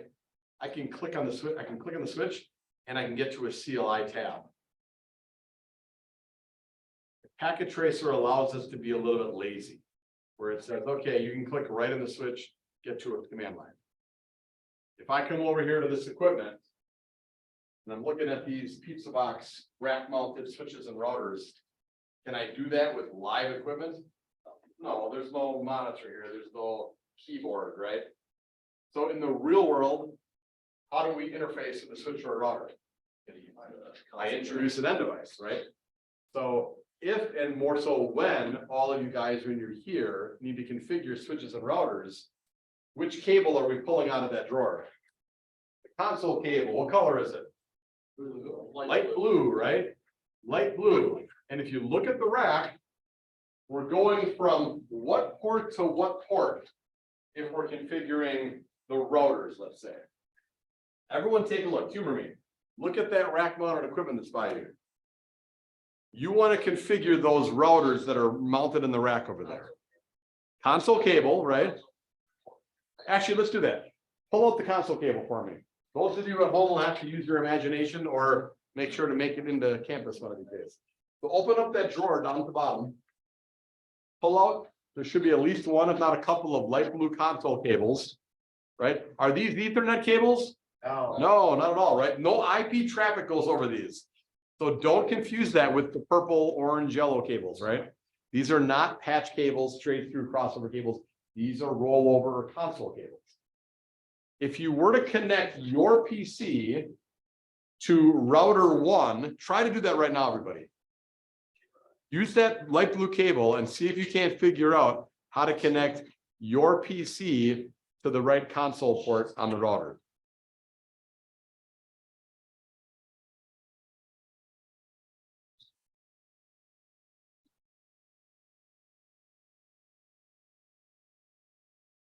So the hint is blue, right? The hint is blue. It's a blue cable, so it should be going from a blue port to a blue port or a console port, right? Yeah. You got it. So the serial port on these PCs is blue in nature, and where do you find it on the rack? I think it's right next to the live port, right? Yeah, so make sure whenever you're configuring our physical equipment, you're going from that blue serial port. Is it labeled serial? I forget. Yeah, to the console port. Now, do you see the console port on the routers? Yes. It should be labeled, right? Should be labeled. What if you're configuring one of the switches? It's on the back of the switch, right? So now we got to connect to, is it SW1 or SW2, the blue ports again, right? It's easy to forget this if you're not working with the physical hardware, right? So if you're configuring the physical hardware, light blue console cable to go from serial port to console port on the device. If you're in Packet Tracer, you can sometimes cheat like I just did. Click on the switch and it pulls up a CLI tab for me. If you're inevitably doing a packet tracer that Cisco gave you, where there's already pre-populated equipment, you might click on a device like a switch and you get an error message, right? You guys have all seen this at some point in Cisco One. And I think the error is config or configuration is locked. That's Cisco's way of saying you can't do that because in the real world, there's no way of doing it. So we're not going to let you be lazy in Packet Tracer. So how did we solve that problem in Packet Tracer? And you might open up some Packet Tracers early on in this class and get that error. How do I configure a switch in Packet Tracer to make it more real world? Light blue cable. Light blue cable. Let me go from PC to this. What am I going to choose on the PC here? The RS-232. RS-232, and I'm going to connect to what here? Console. Console, right? So what I just did there in Packet Tracer is equivalent to what you need to do physically here, right? That makes sense, everybody? Light blue cable, initial configuration of a brand new switch or router or a device you're not familiar with, you got to kind of make sense of it. Now, when I go to PC0, this is where I use terminal. I get to a CLI on the switch. How are you guys here working with physical equipment going to do it from these end devices? What utility do we have you use? Putty, right? So you use putty to talk to that device. Bless you. All right. So once we've gone through and done all that, now I can start connecting. Here are my UTP cables, right? The two that I'm hovering over. What does UTP stand for? Untwisted pair. Yeah, unshielded twisted pair. These are your data cables, right? Purple, orange, yellow, right? So we're gonna go straight through cable between the network card and any available port. Straight through cable between the network card or NIC, any available port. Someone tell me why I'm seeing orange circles here right now. What's that? Because you're not patient. Because I'm not patient enough. You got it. So I'm an impatient person by nature. So what will I do here? Yes. Skip, fast forward, right? What did it just do? Going from orange circles to green arrow or green triangle. Sounds like a Lucky Charms ad. Yeah, it established that connection, and probably more importantly, what did the switch do? Green clovers, blue diamonds, purple horseshoes, orange circles. You guys have no idea what I'm talking about. Lucky Charms? You don't remember the old Lucky Charms thing? I said orange circles, green triangles. What did the switch do to go to green triangles? What did it populate inside that switch?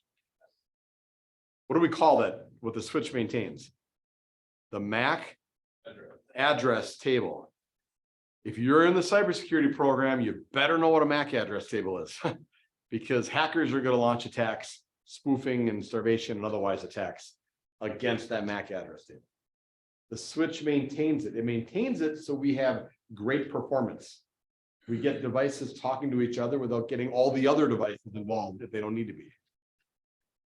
That's what the switch brings to the table. An efficient way of forwarding frames between two end devices by building a MAC address table. And you can do show MAC address table to see that in the CLI. All right. If I continue on and I do this.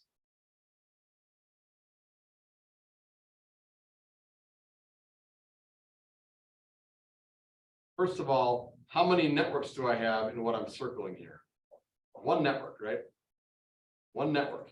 That switch is a layer 2 device.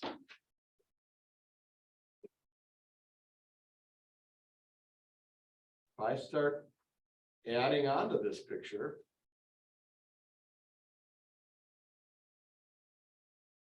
I'm impatient, so we're going to fast forward.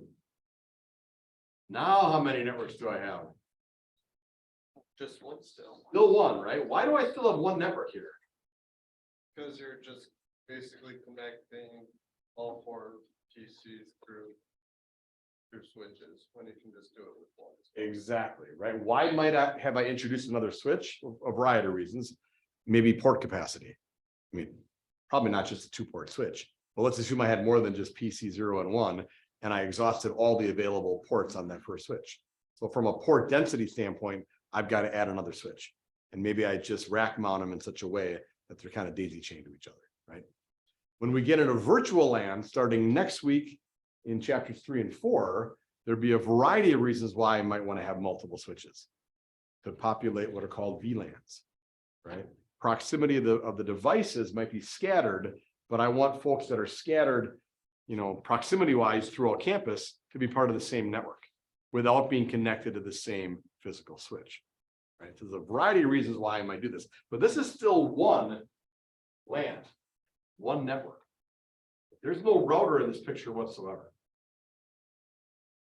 So I could start, so right now I could look at the MAC address table here and the MAC address table here. And I've got efficient communications. If PC 0 communicates with PC 3, that Ethernet frame should flow along this path. If 0 and 3 are talking to each other, there is absolutely no reason PC1 and PC2 should be part of that conversation, right? In the same way that if I need to talk to one of you about my concerns I have for you not doing homework. It's theoretical because you guys are gonna kill it with homework, I know it. But if a month from now I'm concerned, I'm not gonna call you out in front of the class. And there might be other teachers that do that. I'm gonna say, let's go have a conversation in the hallway. There's no need to get everybody involved in that. It's a private matter, right? What kind of traffic is that? That's a unicast. I'm talking to one of you.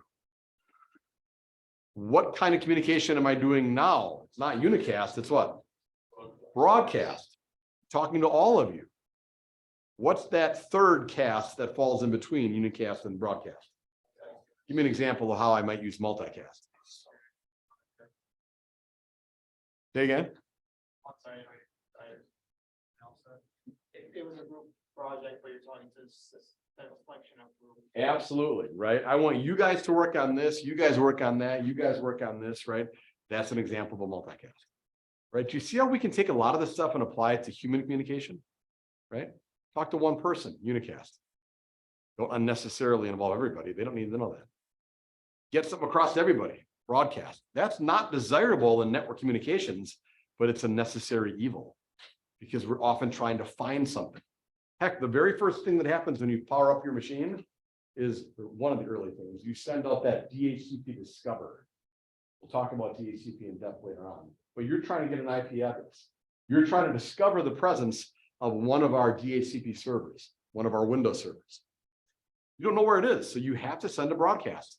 The switch sees the broadcast coming in and goes, I got to blast it on all my ports and help you find that DHCP server. Multicast falls in between. It's really a broadcast to a group, essentially. All right. So let's say we don't want to go with one network. I want network A, which we will simply call LAN A over here, to be able to talk to LAN B over here. In order for networks to communicate with each other, we've got to get away from layer 2, our data link layer, and hop one more layer up to layer 3, right? The network layer. And for that to happen, what device will I introduce? A router, you got it. And this is all coming back to you guys from Cisco One.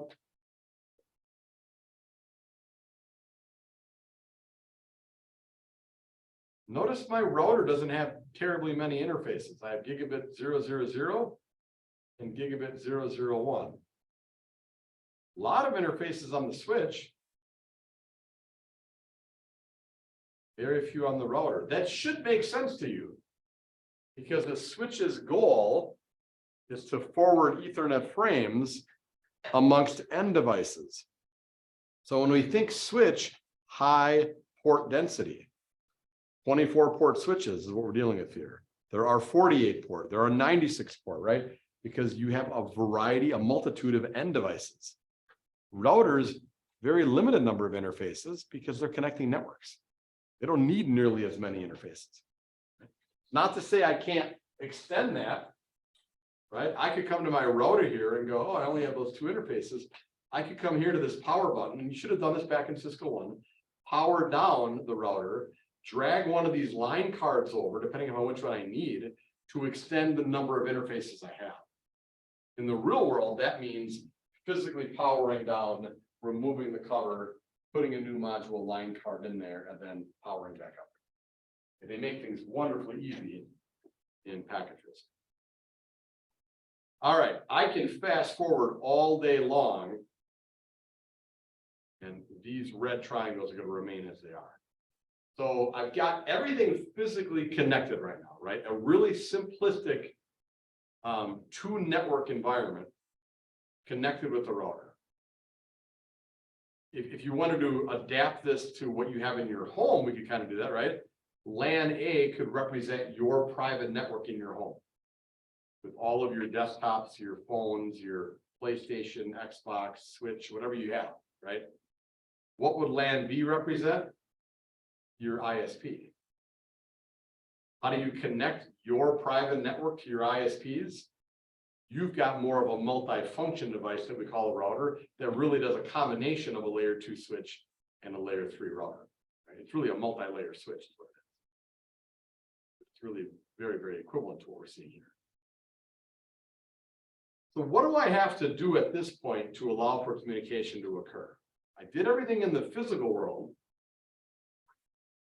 What do I have to do in the logical world here, though? What do I have to assign to a number of devices here? IP addresses, right? They have MAC addresses, right? And I should be able to go to PC0, go to my command prompt, and I should be able to do that. And I have a MAC address, right? So Cisco with Packet Tracer takes care of that for me. Notice the notation of it, right? It looks a little bit different than how we saw ipconfig/all from Windows. This is more of a Cisco representation, but it's still a 48-bit address, right? So my MAC addresses are all good to go. I've got to start assigning some IP addresses. All right, let's say for LAN A, 172.18.0.0/16. And LAN B, 192.168.14.0/24. Oh, now you've done it, Todd. I thought I never had to see IPv4 stuff like this again, right? Let's look at this stuff. What are we looking at? First of all, with LAN A, what can you guys tell me about what I typed in after LAN A there? Anything you can, I mean, outside of the basic things, anyone can say that that's called a period and that's a slash. What do those specific numbers mean to you? Jacob, what do you got? Well, there's this thing called a subnet mask. Yep. Where the top security firm wants the whole in the network in. That's 16 at the end. Two numbers are being used for the host network. But the others are used. Absolutely. Yeah, I love it. So what Jacob said is the 16 is really telling. That is a representation of a thing called the subnet mask, right? We can see it in that shorthand notation /16, or you also could see it in a decimal representation, right? What does the /16 look like if we do it in dotted decimal? Exactly, 255.255.0.0. Does everyone agree with that? They mean the same thing. What's the third and final way you might see a subnet mask in its purest form? 16 ones followed by how many zeros? 16, because this is IP version 4, and IP version 4 is always 32 bits, right? Are we doing okay so far? So by what Jacob was saying, yeah, that 16 means that the 172.18, those two numbers represent the network component. The remaining numbers represent the host component. So that's an IPv4 address. I'm not subnetting it because is that an A, B, or a C? Anyone know? B. It's a B. And the default mask for a B is /16. So I'm not subnetting that network. Anything else you can tell me specifically about 172.18? You guys are going to see a lot of these styles of networks because that's going to be different than a 170.18. That is one of the private networks. What's meant by private network? Can you tell me what that means? IP addresses are only accessible from inside that network. Exactly. They can't be routed where? Out on the internet, right? Do you guys have a private network in your home? Absolutely. Right? Probably looking more like the one on the right, somewhat like it. 192. Put that in wrong. Wanted to do 192.168. 14.0. That's a private class C with the default mask. This is an area that I think every one of you might want to kind of brush up on. Because going forward, when you're looking at analyzing networks you're going to protect and systems, you need to have a general idea as to what the shape of that network looks like. IPv4, IPv6. Which one's easier, IPv4 or IPv6? Loaded question, right? IPv6, the more you work with it, is going to be way easier because the subnetting takes on a new meaning. Right? You don't have to worry about that stupid magic number. And I'm sure CK said the same, right? IPv6 is easier. Just harder to look at because it's this nasty hexadecimal representation. All right, so we do this, right? We come out here and we go, all right, I'm going to configure this guy to have a static IP of 172.18.0.1 default mask. And I'll set this guy to have an address of the next address, 172.18.0.2 default mask. Okay, so I just configured two PCs to have a legitimate address for the network that they're on. This guy is 172.18.0.1, and this time I'll show the mask this way.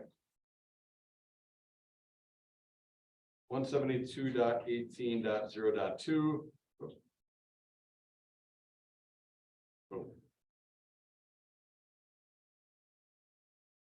How would I now test connectivity between PC0 and PC1? What command? Hey, loud. Ping, right? Okay, so I'm going to come here to PC0.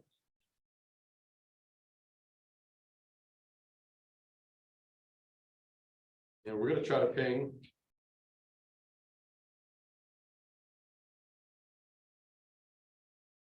172.18.0.2. We get the 4 replies back, right? Here's what I want to do. I want to just, I think this is really, really important. I want to walk through with you guys what just happened there. Because we can just type in ping and go, oh, it worked. But if you don't really understand the process behind how it worked, there's not a lot of value in it, right? So we assigned a logical address to these two PCs. PC0, where I was seated, is where I issued this command. I'm going to ping the IP address of this guy. Well, let's walk through what PC0 did.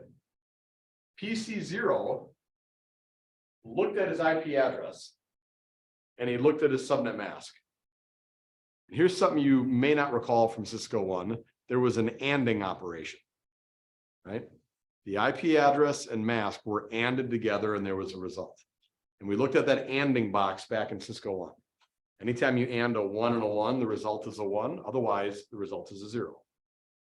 So PC0 did the ANDing and said, oh, I got a result. And then PC0 said, oh, Todd typed in that he wants to ping that guy's IP address. So it did an ANDing of the destination and it came up with the result.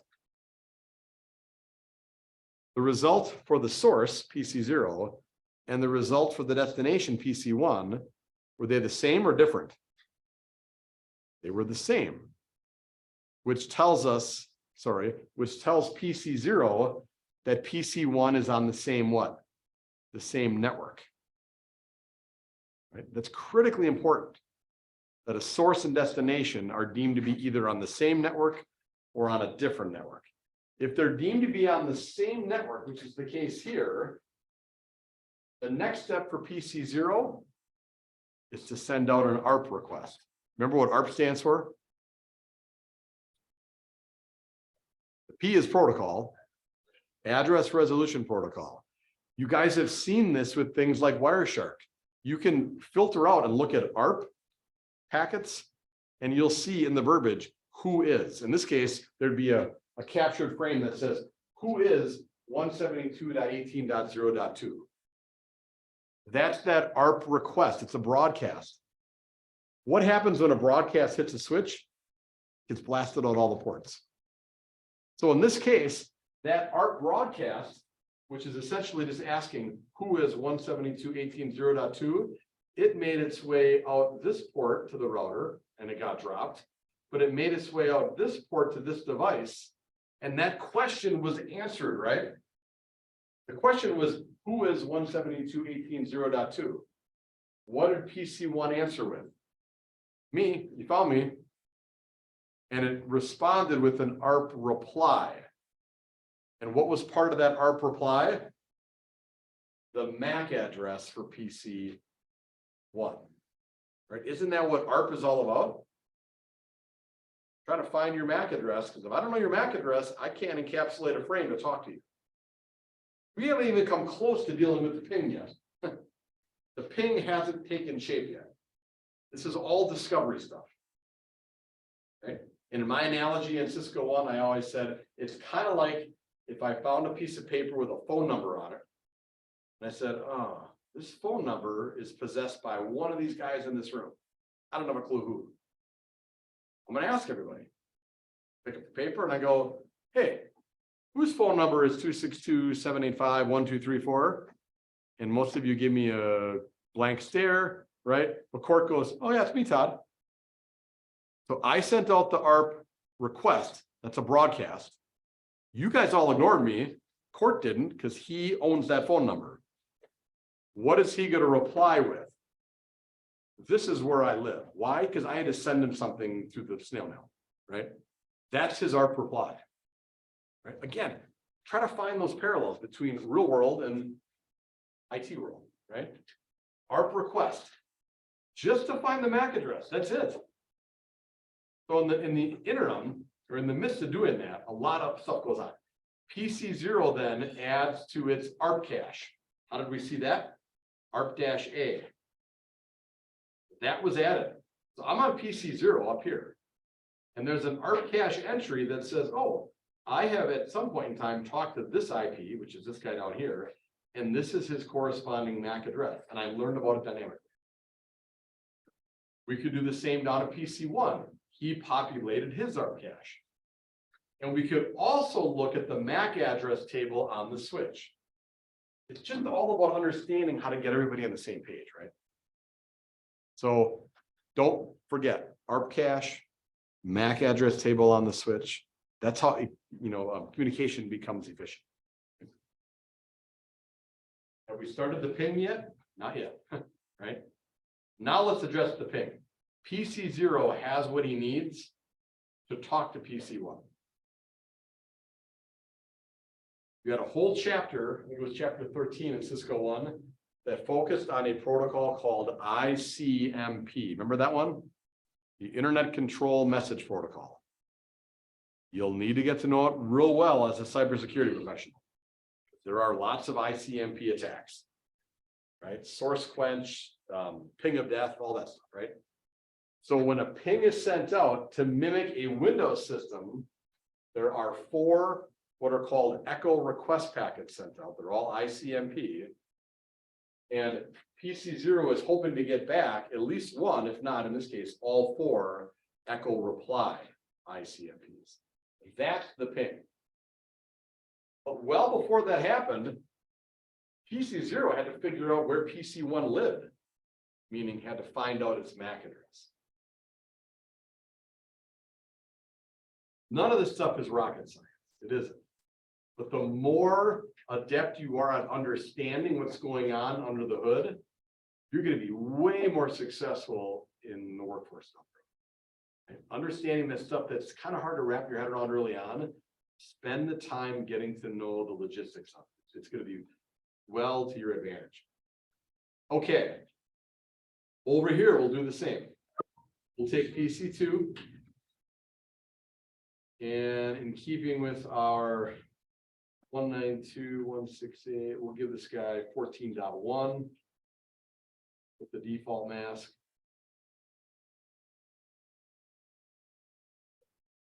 This guy will do 192.168, 14.2. Same thing applies here. I'll be able to ping between these guys. Right, so he's 192.168, 14.1.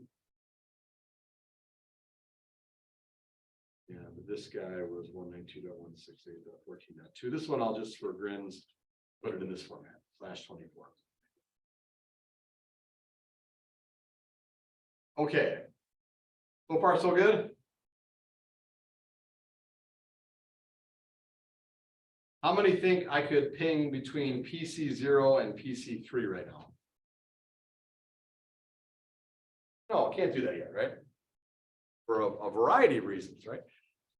Help me, work through this with the class, right? What do we have to do to get LAN A devices to be able to talk to LAN B devices? There's a couple things we got to do here, right? What are some things we have to do?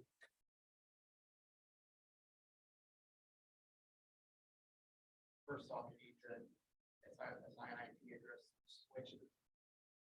Okay, so we won't have to configure IPs on the switch for communication. We would if we wanted to Telnet or SSH to manage the switch, right? So from a purely a communication standpoint, the switches don't demand an IP address. Right? They're layer 2. We would typically give them an IP address so I can SSH to manually or to remotely manage them. Right? But for our purposes here, we don't have to configure that SVI in the switch. Right? What does have to get configured with an IP address though? The router. How many IP addresses do I have to configure on this router? 2 of them. Right? Think of it this way. Each end device in each switch lives on one network. How many networks does the router live on? Lives on both networks, right? It's got a it's facing LAN A on the left, it's facing LAN B on the right. And here's another thing I think it's really valuable to think about. From the perspective of the switch, like switch 0, it doesn't discriminate between what's a Windows computer and what's a router interface. It doesn't know, it doesn't care, it's above its pay grade. The switch just goes, all I know is I've got 3 of my ports with cables plugged in, and on the other end of those cables, there's a MAC address. That's what the switch knows. So from that standpoint, the switch is really seeing 3 hosts. Doesn't know that 2 are Windows devices and 1's a router interface. All right. Again, this boils down to understanding the layered model approach here. The perspective. So let's configure this router. We get this, would you like to enter the initial configuration dialog? No, because we're going to do this all manually. How do we feel about doing this right now? Yeah. Okay, walk me through this. Where am I at right now? What level of the Cisco CLI am I at? What do we call it? Anyone remember what that's called? User, yeah, user exec mode, right? And how do we know we're there? It just says router. Okay, it's not even just the name, because I could change the name. That's the host name. But what character? Greater than. You got it, the greater than symbol, right? Do you remember that, guys? The greater than symbol is your indication that you're at user exec mode. This is the most limiting mode there is, right? You can't do a lot. You can execute some show commands and whatnot, but you're not doing any major configurations here. Could I password protect this? Absolutely, you did it back in Cisco 1. That's your console password. It all begins with physical security, doesn't it? But God forbid a hacker gets into my data center with a cable in hand. If they're able to connect to a switch like this, I'm still going to demand they put in a password. Right? That's console mode path. Okay, I got to get to the next level. What's the command I use to get one level up? EN, right? Short for what word? Enable. Could I password protect that? Yes. You bet. That's my secret password.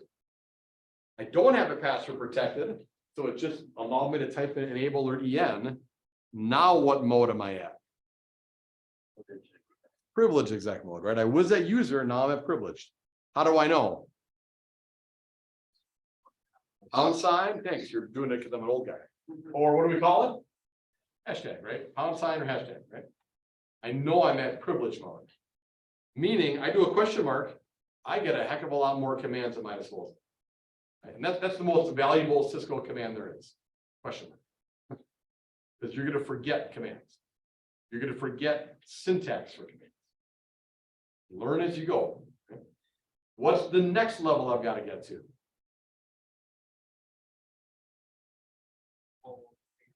Global configuration. How do I get there? You got it. Conf T, which is short for configure terminal. What changed? My prompt now has the word config in parentheses. And my final step is to go to the final level, and that's one of the numerous sub-levels. So in this case, I've got to get to where? Anyone remember? What you talking about, right? Yes. Interface. So if you forget, right, question mark, anything ring a bell out of that list there?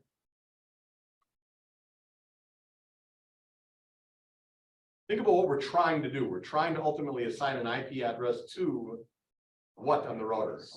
An interface. You got it. See the word interface there, right? So I'm not a sadist. I don't like typing any more than I have to. So I'll type in INT tab. Right? And now we want what? Was it gig 000, I think was the interface on the left? We'll find out in a minute. Notice my prompt changes. Now it shows config-if. Fortunately, it would make way too much sense for Cisco to actually tell me I'm in gig 000. It doesn't tell me that at the prompt, right? Sadly. So now what am I going to do? I'll help you guys. Question mark.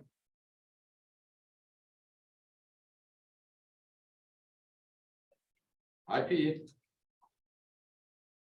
And if you forget, IP question mark. Address. And what do we want to put for that interface? Well, it better be 172.18 something. Let's just say we go 0.254. You need an address for. Yep, thank you. Yep, forgot the keyword address. Thank you. Yep. And now question mark, put in the specific address, right? Thanks for that. 18.0254 followed by the mask, right? Hey, wait a minute, Todd. You just assigned an address to that red triangle on the left of the router. It's still showing up red, then there's a problem. Because I haven't done what yet? Shut down. I gotta unshut it down, right? I gotta activate it, right? So what's the command here? No shutdown or just no shut, right? Either one. The minute I hit enter, what happens? Goes green, right?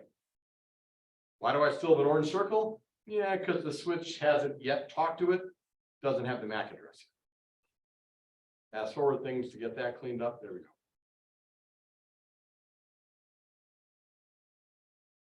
How many people think now I could ping between PC0 and PC3? Still can't, right? I'm getting there. We've configured the interface on the left side and LAN A of the router. So what do you think that might look like? If I sat at PC0 and I said, I want to ping the IP address of PC3 in the bottom right. It's going to look a lot like what I talked about before. There's some ARPing going on. The ICMP packets are going to start making their way.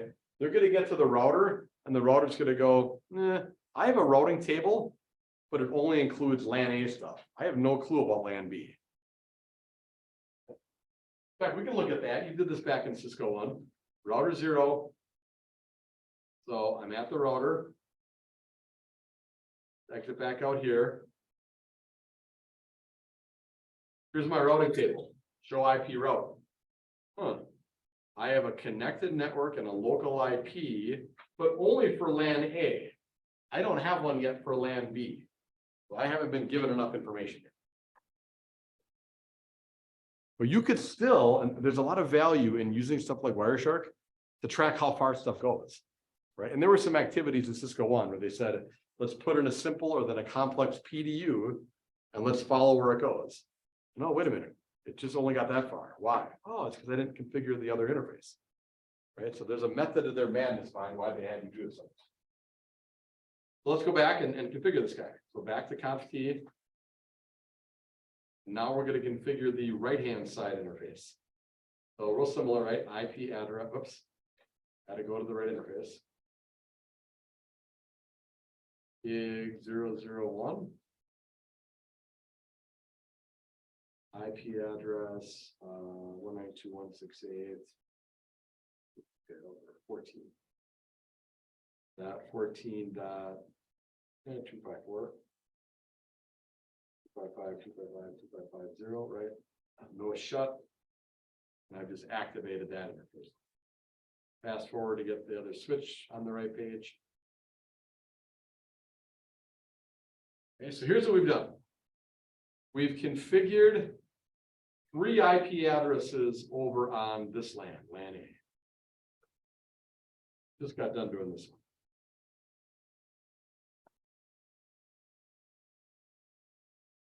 We configured 3 IP addresses over on this LAN, LAN B.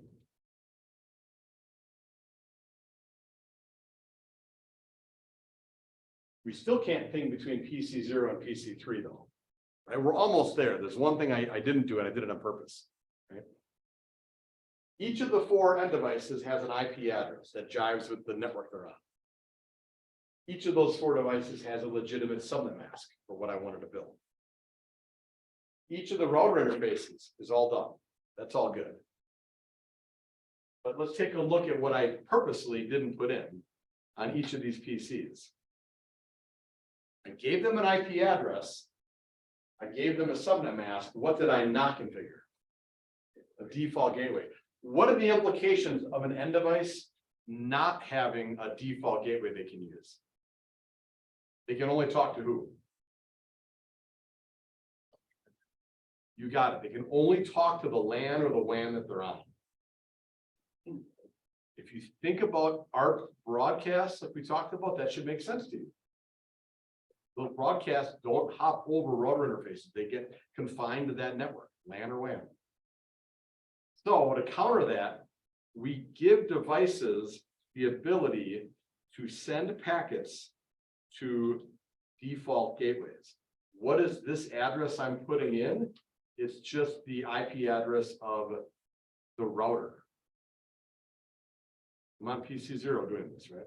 That's all it is. It's the gateway it uses by default to communicate outside of his network. Just copy and paste that guy over here. Name. Okay, let's try it now. I'm going to try to ping that device in the bottom right.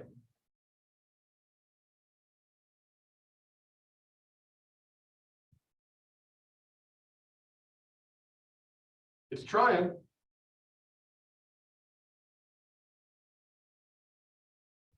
Not going to work. I've yet to do one more thing. What have I not done? Exactly. I got to set the default gateway over on those right-hand side devices. So if you think about what I'm walking you through here, hopefully this makes sense to you. When I ping from PC 0, it's going to go through all of that discovery, the ARPing that goes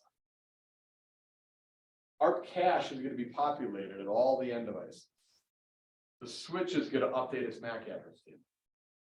Those 4 ping packets, right? The ICMP packets, they're actually, and we could track this, right? They're going to make their way to PC3. PC3 is going to go, huh, I don't know how to get it back.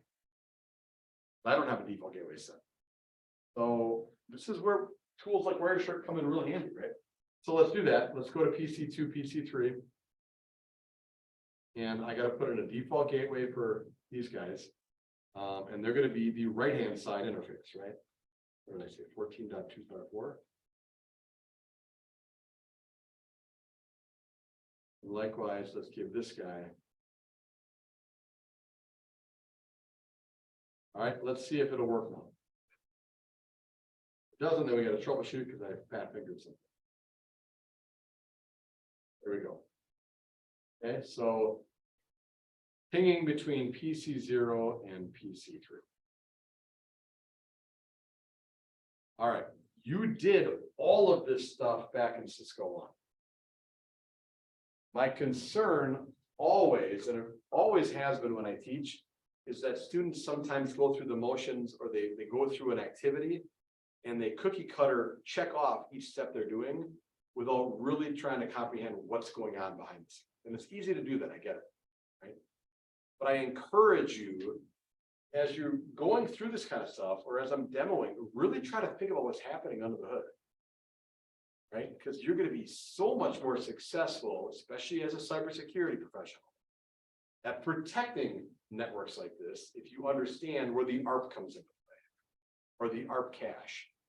Because then you're starting to think, oh, you know what, a hacker might have put a bogus ARP cache entry in the ARP cache of that device.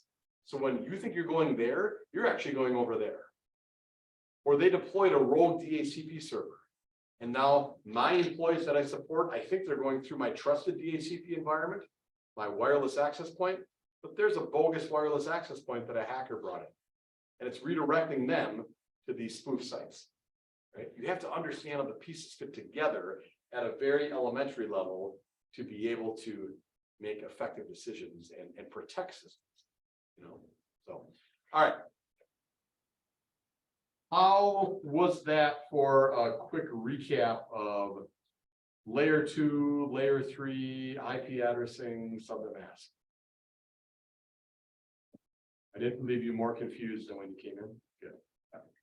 Good. All right. So what I'm going to have you guys do is I'm going to point out one activity that I definitely want you to work on today. So let's go back into Netacad. So like I said before, there's really not a heck of a lot of new content. It's a lot of review in the first 2 chapters.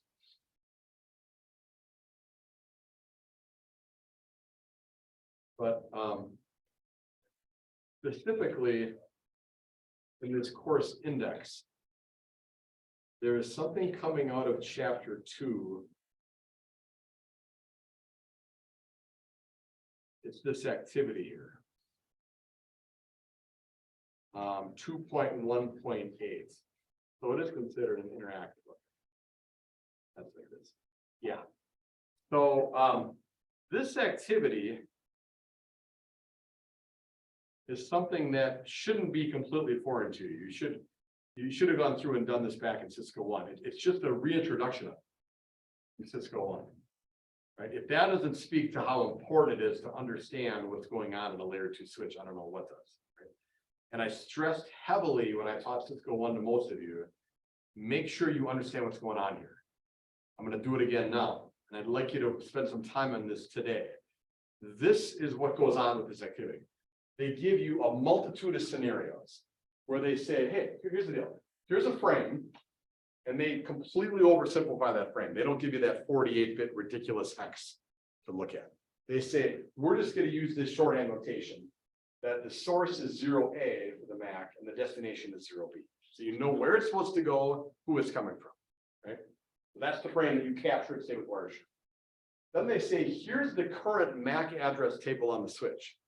Meaning, for this scenario, the switch knows that there's a device 0B hanging out of fast Ethernet port 3. There's another device off port 5, another one off 7, another one off 9. That's what he currently knows about. 2 questions. Where will the switch forward the frame based upon what that frame, captured frame, looks like? And then when the switch does forward the frame, which of those following 5 statements, if not multiple of them, are true? Right? Do you guys kind of recall this from Cisco 1? They have there's like 20 scenarios at least for this, right? They sometimes have it coming out of one of those hub-based devices, sometimes going to one of those. Sometimes it'll be a broadcast, not a unicast, right? If you don't understand what's happening with this activity, you're going to struggle going forward, not only in this class, but in a lot of stuff you do, right? So I wanted to kind of start here. Spend time today making sure you understand what's going on here. If you get tripped up, call me over. Or if you get tripped up, show me, right? It'll give you the answer, but then reverse engineer that. Make sure you understand why the answer is what it is. Right? Because this is all about understanding what's going on at a layer 2 switch. That's what this is about. And it's all about understanding when traffic's intended for a certain device or a broadcast, what's supposed to happen to it. Because hackers know this stuff, and hackers will exploit you and your lack of knowing this stuff, right? So we got to understand what's going on here. All right, so that's where I'd like you to kind of start with this. Beyond that, you go through a bunch of these, you're like, yeah, I remember that, Todd. I feel pretty good about that. You don't have to go through all of them. Let's look at our announcement for next week then. So, week 2, next week. A lot of housekeeping stuff today. This is what I want you to do for next week. Okay. Read, no, this is Linux, gosh, wait a minute, that's not right. Got the wrong class again. Let's go.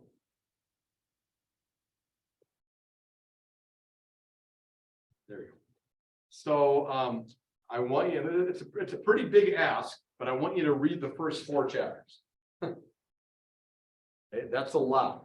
Here's the give and take. I'm not giving you an exam for next week, and I'm not having you do any packet tracers for homework, right?